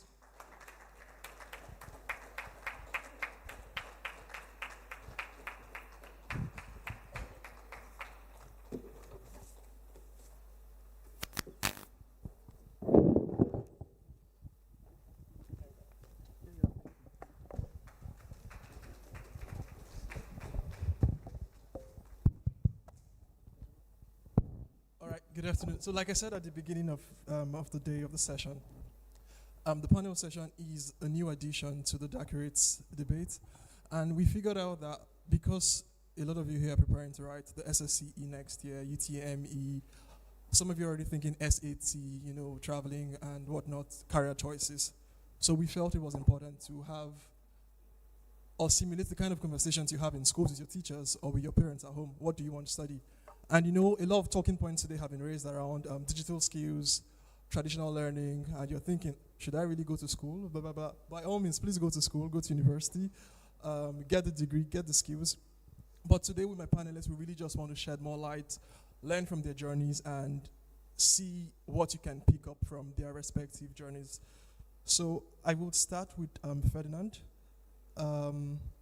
Just in a nutshell, in 2 sentences, can you tell me about yourself? Because I was reading your bio and it was quite difficult to put you in a box. You're an Emmy nominee. You were nominated for an Emmy, or an Emmy, how was it pronounced? Emmy Awards. You were nominated for an Emmy Awards. You're the co-founder of Magic Carpet Studios. You run animation. So if you were to describe yourself for those listening, you're a movie producer. So how would you describe yourself in 2 sentences, basically? I would put it this way. I'm a creative entrepreneur. And what that means is I work at the intersection of creativity and culture. So there you find storytelling, you find media and entertainment, and you find technology. And I love it. Because I was coming from medicine to this place, so it's a whole long jump to get down to this place. But I want to appreciate Professor Keynote. I attended Pan Atlantic University, so I'm a product of her efforts and what they've built. And good to see my good friend here, Steve Chooks. We actually worked together many years ago. Mm-hmm. Good to see you too. All right, thank you. Before I go on my next question, I also would love to, it seems all of us are products of Professor Onasio Konedo, so you can see her impact in real time. She was my first boss, basically. Everything I know today, she did teach me at Lagos Business School. I was a research assistant for a year and a half. I did my NYC with her. My first research publication, a case study, was with her. So pretty much, she's my mom for life. I think that's the right word to use. So my first question for you, Ferdinand. So I was reading, for your project, you had to train your animators in-house. So my question is, what was the duration of the training? Why did you think it was necessary to train your animators for the movie adaptation in-house and not particularly rely on what we had as a country in terms of talent pool? Why was it necessary for you to do that? Was it a case of talent shortage? Or what exactly was going through your mind when you did that? So had started producing one of the most audacious projects, the Passport of Madame Ilya, and it was a 2D animated film. We tried to hire, we couldn't find people. So we did series of interviews. We found people that were mildly talented, but they were not really kind of refined. And back in the day, most of the universities, and I think just a few now may have added it, like Pan Atlantic, did not have a course for animation. And it was a case of nobody was producing what we needed. So we had to solve that problem. At the time, I wasn't thinking of solving any problem. I wanted to just get to the next step. So we decided to go to Yaba Tech at the time, and we wanted to partner with them to introduce the course in their curriculum. But I think they told us we needed to go through the NUC to get any approval, and we're not really thinking that far. We just wanted to do Lagos stuff, and it would take about 4 or 5 years to get a curriculum passed and integrated. So we decided to launch an internship training program in the office. And that was how we started. We took about 10 people the first year. The next year, we added another 15, 20. And I think I'm proud to say, out of the 95% of people working with us currently, we trained most of them. And we've gone on to even launch it as a company on its own And we are now even training in partnership with Lagos Tech Empowerment Trust Fund. We are graduating about 200 people in Enugu on Saturday. So I'm going there to be a VC. I don't know whether I'm a VC anyway. But one of the things I'll really add, I think one of the things I learned very quickly is that creativity is going to be the demand of the 21st century. And you must claim creativity for yourself. I think I was raised to believe that creativity was something that was limited to creative arts. And I was a science student. And please don't let anybody do that to you. Creativity is not about art alone. Creativity is the potential in every human soul yearning to create something or to reach fullness. So you must understand and expand that definition. So long as you're made in the image of God, you're born to be creative. The question is, are you creating? So it's not whether you can create. But again, you have to cultivate a relationship with your creative side. And once you cultivate that relationship, if you're a writer, write often. If you are a spoken word artist, practice. So once you practice your creativity, it's like a muscle, it's like a tank. The more you use it, the more it fills up and it starts to flow. So I write stories, I make movies, like I'm very, very spread across my creative side because I did not at any point believe that creativity should be limited. So we must all create, even if you have to live here. Just always believe that I can create and give yourself the permission to create. Even now, companies are hiring people with creative possibilities. If I look at your CV, I'm not looking at your curriculum vitae. I'm trying to look for creative vitae because the creative vitae are your passion at work. These are things nobody paid you to create. I can hire you for failing on a short film than hire a first class who has never tried anything. Because in you, I see initiative. I see teamwork. I see the ability to try. So I really think for me in the creative economy that I'm seeing now, I am excited about watching what we're doing here because I practice debate. In fact, I became who I am by debating in secondary school. I discovered how to think, not just what to think, by debating. And today, that has carried me into rooms, into places, and the way I show up in the world is with confidence. Because as a child, people listened to me and applauded me. And it's not about anybody winning. So long as you are standing on this stage or you're sitting here, you're already a leader. And I'm grateful for the quality of thought that is coming out of here. There's no bias. Everybody here today gives me hope that for these young people to articulate their thoughts in that way, to think about it, means Nigeria is in a good place. And I believe that this generation will truly bring this country into its full potential. Thank you. So my next question, I'm directing it to Steve Chooks. So you have a bachelor's degree in creative arts, and for, should I call it coincidence, you happen to be a content creator and media personality. So 2 questions. From an advice perspective, using your story, of course, how can students leverage technology for learning and career development? Because I think with you, you've been able to adapt to the different social media applications. At the time you had your degree, probably TikTok wasn't a thing, but now you're on TikTok, YouTube. So from an advice perspective for the young ones here, how can they leverage technology in their chosen career fields and for learning? Good afternoon, everybody. To be very sincere, I've never seen myself as someone that can advise anybody, so this is it's not really my best life. But I would say this though, because I think something he said struck me, and it was the fact that he said, "Oh, there are platforms now that can advise you on your career path and the rest of that." For me, I never really started with theater arts. I started with biz admin. I started in school biz admin, did about a year or two, and then I realized it wasn't for me. Then I switched and started all over again in theater art because I didn't have arts-related subjects, so I had to do diploma and all those stuff. But what I realized was I knew at a certain point that what I was doing wasn't for me because I had interest in arts. I just wanted to do something else. So I realized that if I finished this whole business admin, it was never going to work for me because I would have lost the knowledge I would have gained from the university. And thankfully, I had a mom who understood that because she didn't argue that, oh, you need to start again, or you're going to start again. The time wasted. She followed me to the dean, we spoke, and I started again. So in relation to your question, I would say this. I think it's very important to realize that technology is not just for AI and the rest of them. I promise you, it is also for awareness. And I put it this way because I built my brand through different social media platforms.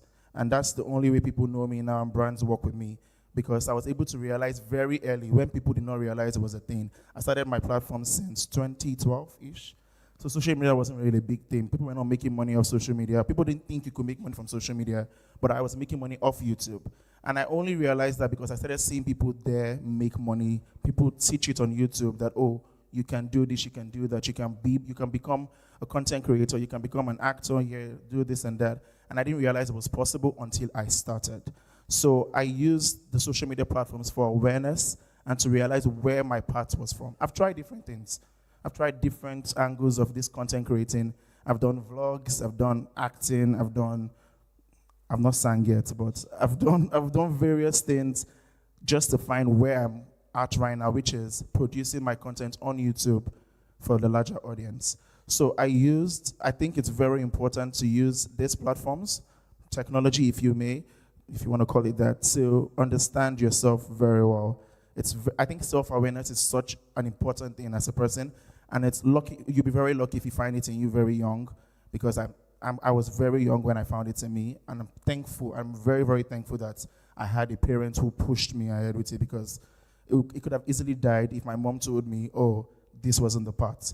She realized earlier and just supported me to do that. So I think as an individual here, if you're young, please realize that it's important to just have self-awareness in you, and please, please go for what it is that you want, but don't limit yourself to that alone. Thank you very much. Thank you very much. So we have less than 2 minutes. So I think my next question would be to Ferdinand.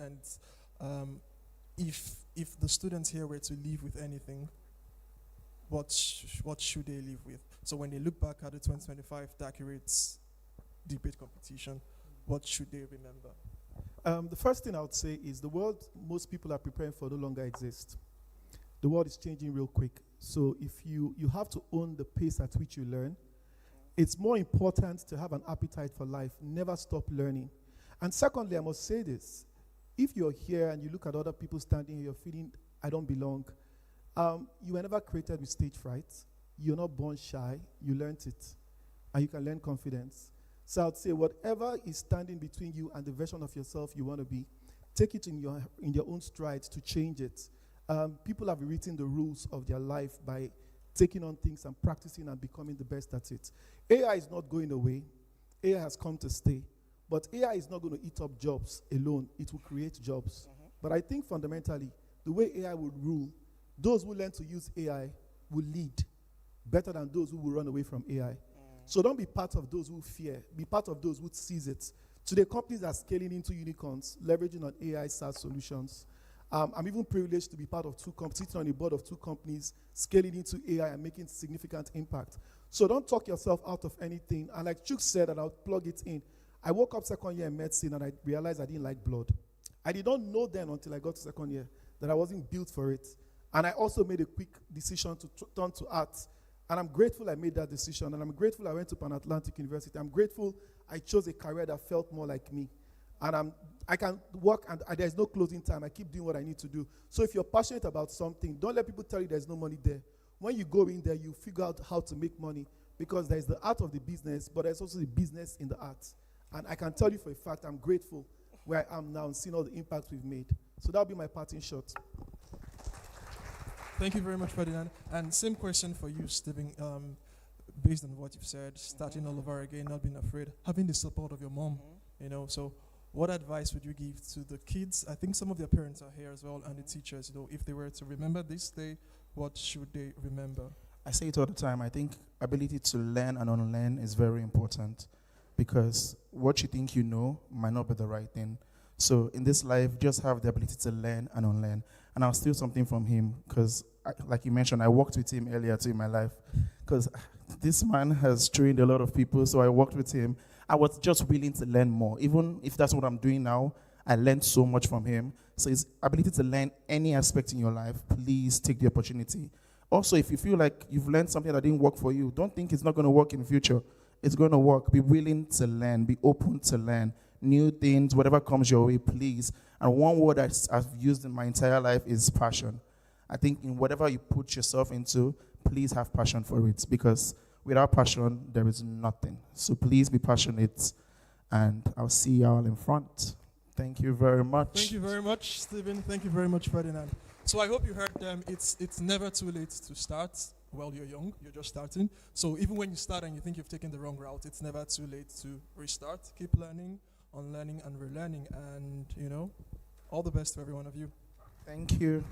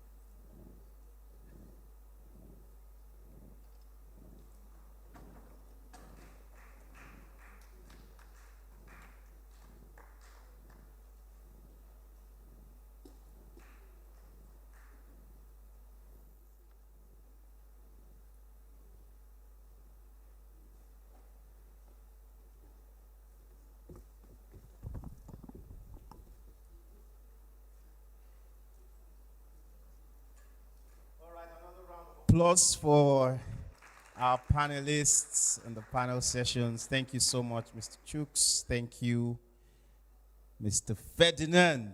That's my brother right there, strong man. All right, great stuff. We're gradually coming to the end of, I almost said the service as a church boy, but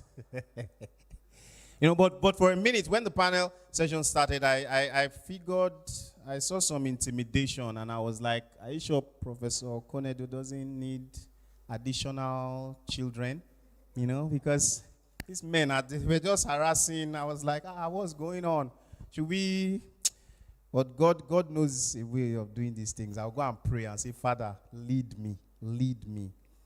All right. So very quickly, we have our results. Please, a round of applause for our judges. Amazing work. At some point, I felt for them because everyone was so good, and it was really, really, really hard to. So I'll just call the 6th, 5th, and 4th positions, and then we'll go on from there. Then 1st, 2nd, 3rd, or 3rd, 2nd, and 1st. Are we ready? Students, are we ready? Are you excited? A round of applause for yourselves.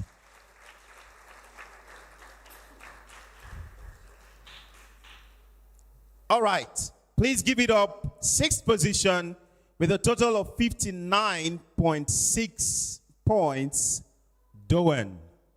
A round of applause for them. Where are they?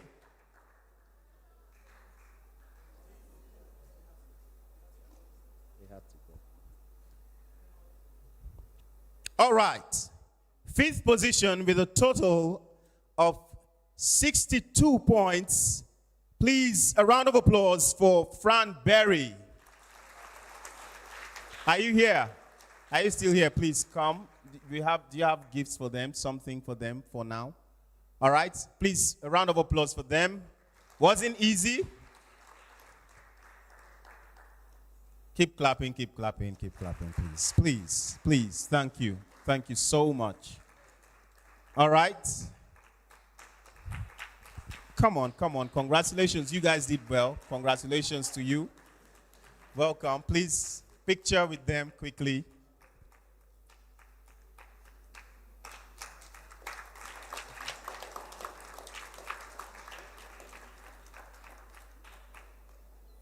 All right.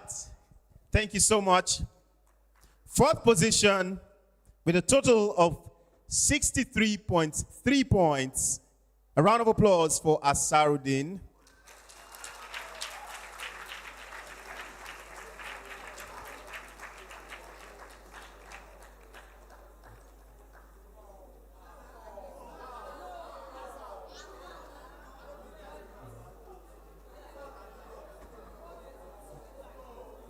Electorate or electoral body.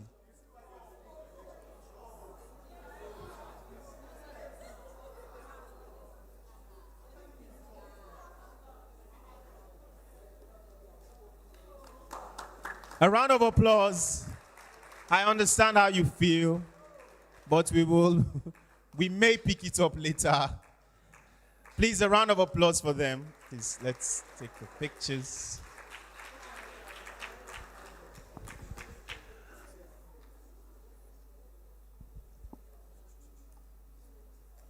All right.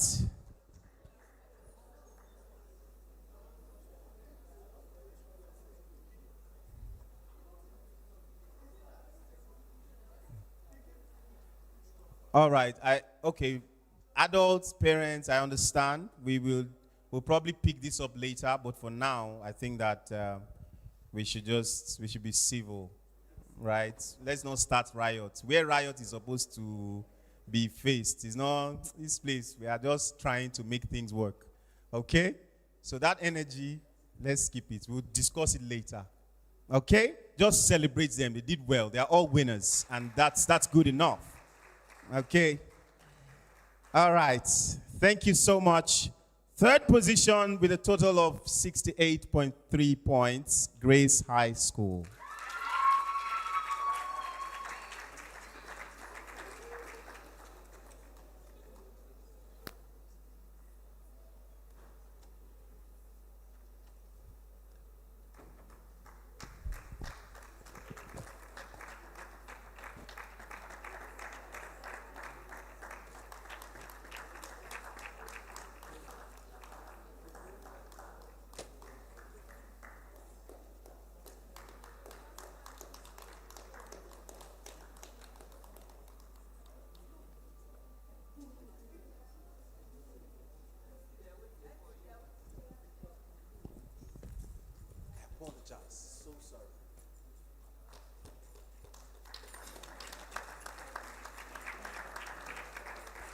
Thank you. A round of applause for them.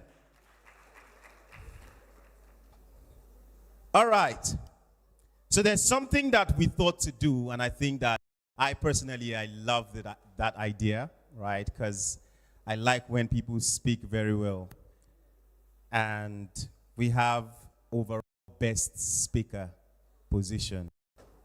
And that's so we'll give a gift to the person the judges, let me not say we, so that I understand. You know the rest.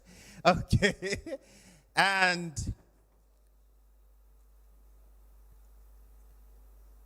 please, a round of applause for Otitoju Oluwakaikunwa.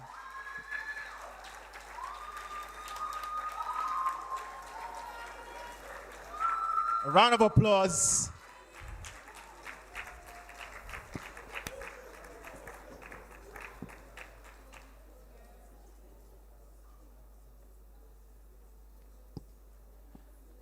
Congratulations. Great stuff. All right, picture, please, Mr. Ayo. Mr. Ayo of Aramak, if I'm not mistaken. Sorry. Mr. Ayo, please. Thank you so much. All right. You can join us. You can join us.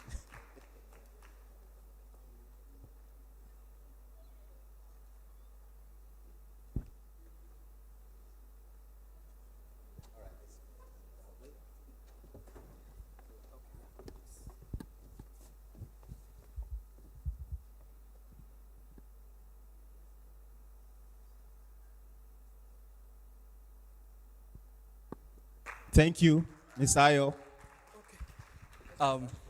Yeah. Yes, sir. So I would say you pronounce the name very wrongly. It's it's okay. It's Amarak Technologies.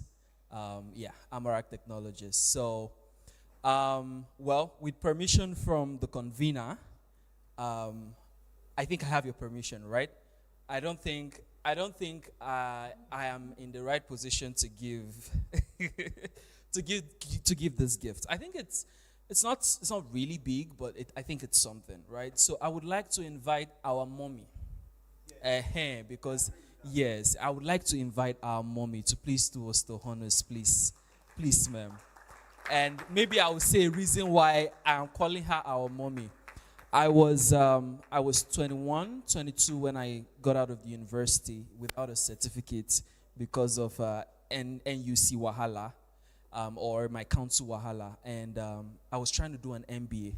So I wrote to LBS that, hey, I'm a founder, a two-time founder, co-founder, and currently on the board of about 3 organizations at just 21, 22. And I want to do an MBA because I think I need the knowledge, right? And the person that, got back to me from LBS, she was so professional. She was like, wow, you're doing amazing, you're doing great. It's just organizational principles. And I was like, you see that LBS? One day I will get there. And I will not even collect my degree certificate, and I will still enter there. So I think mommy is already my way in there. So I'm 23 now, actually. So and I'm on the board of multiple organizations. So I think mommy will consider me, Abi. Do we agree? Do we agree? All right, thank you very much. So please, ma'am, this is from Amarak Technology Solutions. So this is actually coming with an offer for the best students, and it's going to be extended to the top 6 schools, right? Initially, it was going to be the first 3 schools, but being the managing director for TechSuite Pro, and partnering with my Domiverse, we've decided to extend it. There's a vibe coding, vibe engineering, boot camp that's coming up sometime early first quarter of next year.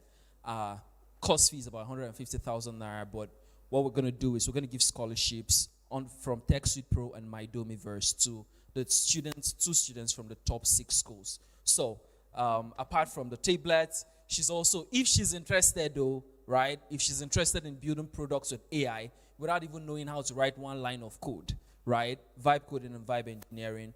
If she's interested, she can enroll for the boot camp, and it's going to be all paid for. So congratulations. Please collect your gifts from.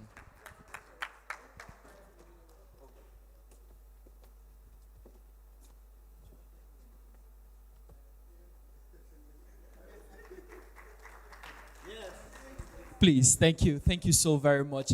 And yeah, I think that's for the top 3 schools. I've even forgotten the things that we're going to give, but I think I think the convener would let the team know the rest of what the organizations are given. But again, thank you. This is okay. Yeah, I just recalled. So Real Igen, we're an AI company in Nigeria. It's a US firm, but we've got some operations in Nigeria. We're going to be offering internship to the top 2 students from the best school, right? From the best school, we're going to be offering AI internships over summer or over their holidays. They can come in, learn AI engineering, machine learning engineering, and it's all free, right? So that's also another thing we're giving. Thank you very much. Thank you so much. A round of applause. Wow. All right. Now, I want to invite Grace High School and Corona School. Please, both schools come out. Or hold the line.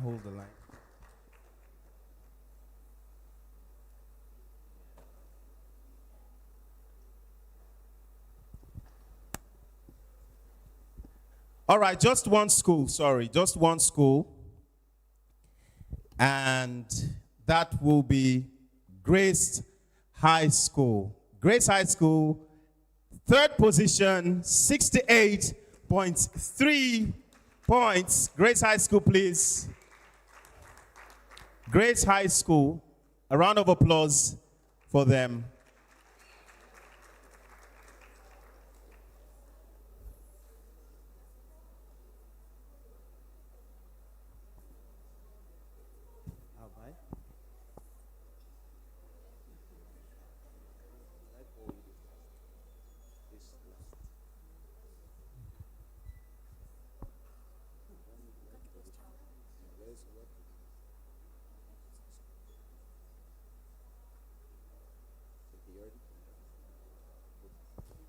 All right, you can go back. Thank you so much.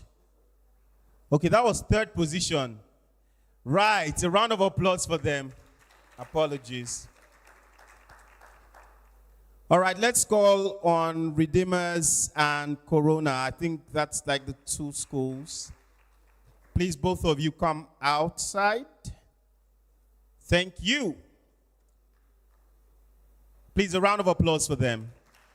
A round of applause. You already have gifts. Wow.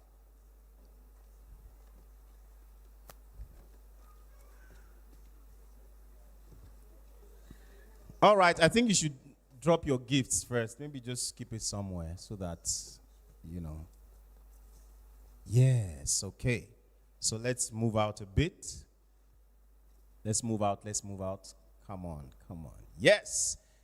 Okay, this way. Come closer. A round of applause for them, please. No, that's not loud enough.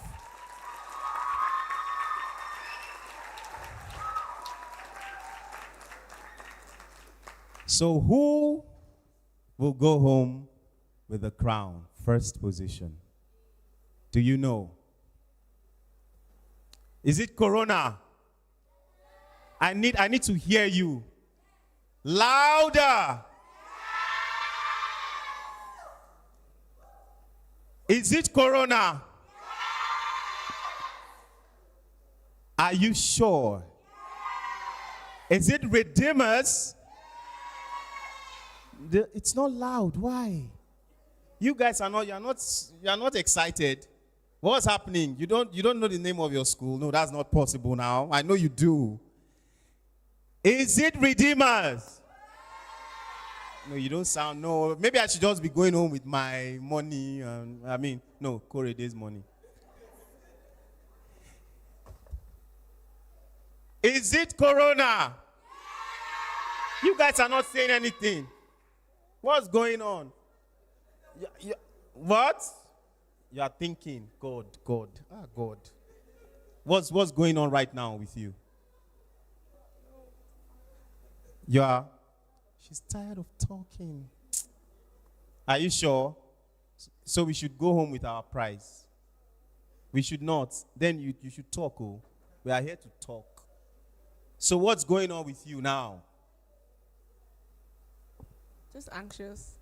Anxious. You see? Just excited. Excited already. I like this spirit. It's a good one. Please, a round of applause for her. So what's going on? What's going on in your mind? What's happening right now? We're eager to know the outcome. She goes school. We're eager. Wow. And you? I'm kind of nervous. She's nervous. Eager and nervous. Please, a round of applause for them. Encourage them. Redeemers, Corona, which school?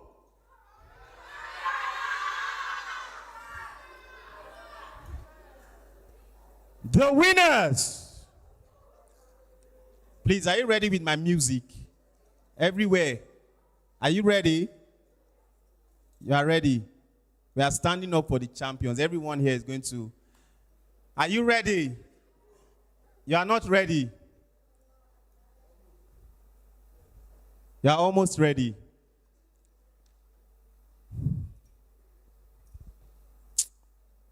I need that music to be ready. The winner, Dacurate Secondary School Debate Competition. Should we say 2025? We did one earlier. Phase 2. Yes. Thank you. Phase 2. 2025 Phase 2. The winner is... Are you ready? I want people to be like ready for this. If you are not ready... Mommy, I know that you are ready. Emma Binu. You know that, but the rest people, they are not ready. That's my concern. What's happening? The winner.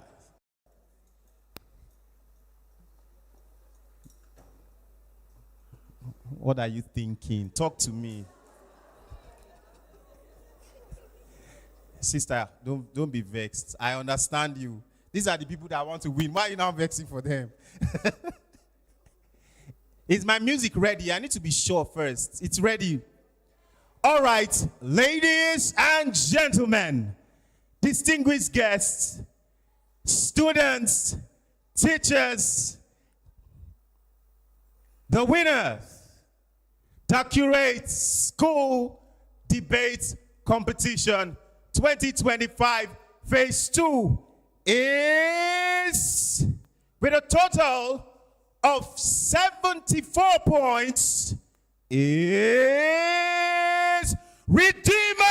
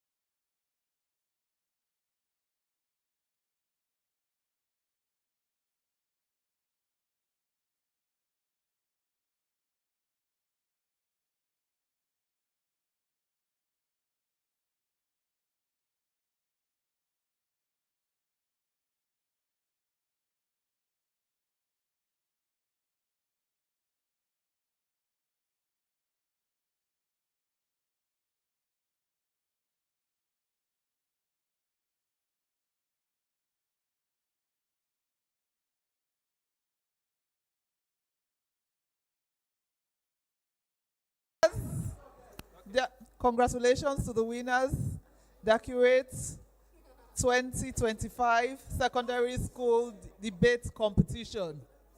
But as I congratulate the winners, I would also like to commend the performance of all the people who debated.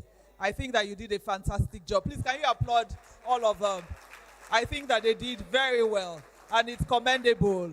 And please don't be discouraged if today you didn't win. Work harder. Your ideas have a lot of weight, and we look forward to the successes that we are confident that you will achieve. So congratulations to the winners again. Thank you. So much.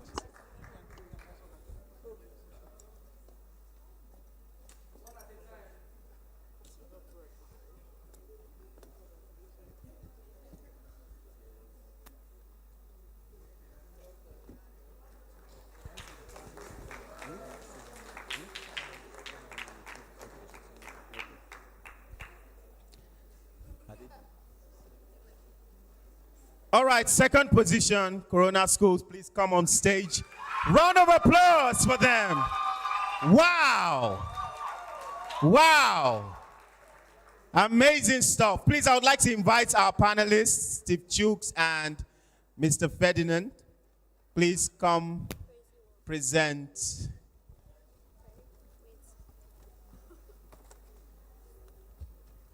Thank you. A round of applause for them, please. Congratulations.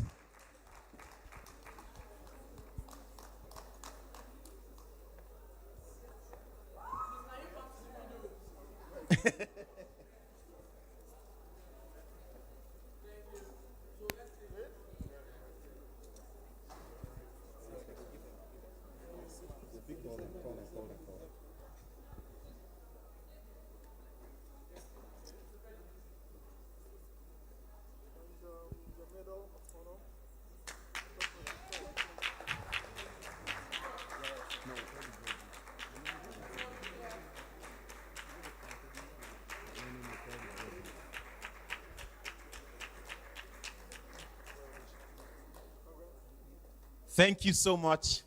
Thank you. Congratulations. A round of applause for them, please. Wow. And please make welcome Grace High School, third position for their medal. Please, a round of applause for them. A round of applause for them, please. Congratulations. Clap, clap, clap for them, please. Thank you.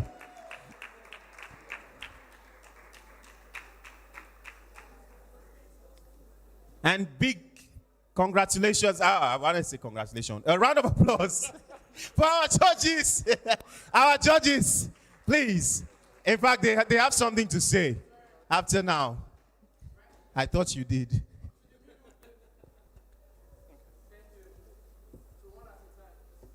Please just give them their, yes, put their medals on.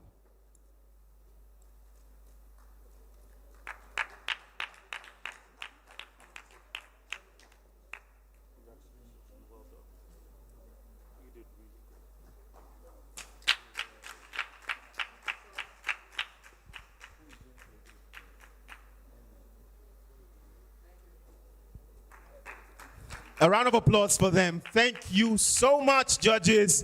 Thank you, students. A round of applause for yourselves as well. Thank you to our special guests. Thank you, our panelists, our mommies, our daddies, our teachers. We truly appreciate your presence and for being here with us. Thank you for your patience, for your support. Our sponsors, thank you so much as well. My name is King E. Afemi here, and it has been a delight doing this. I'm always excited when I'm called on to do this. Thank you so much, and I'm looking forward to seeing you again at the next event. God bless you, and thank you. A round of applause for yourselves one more time.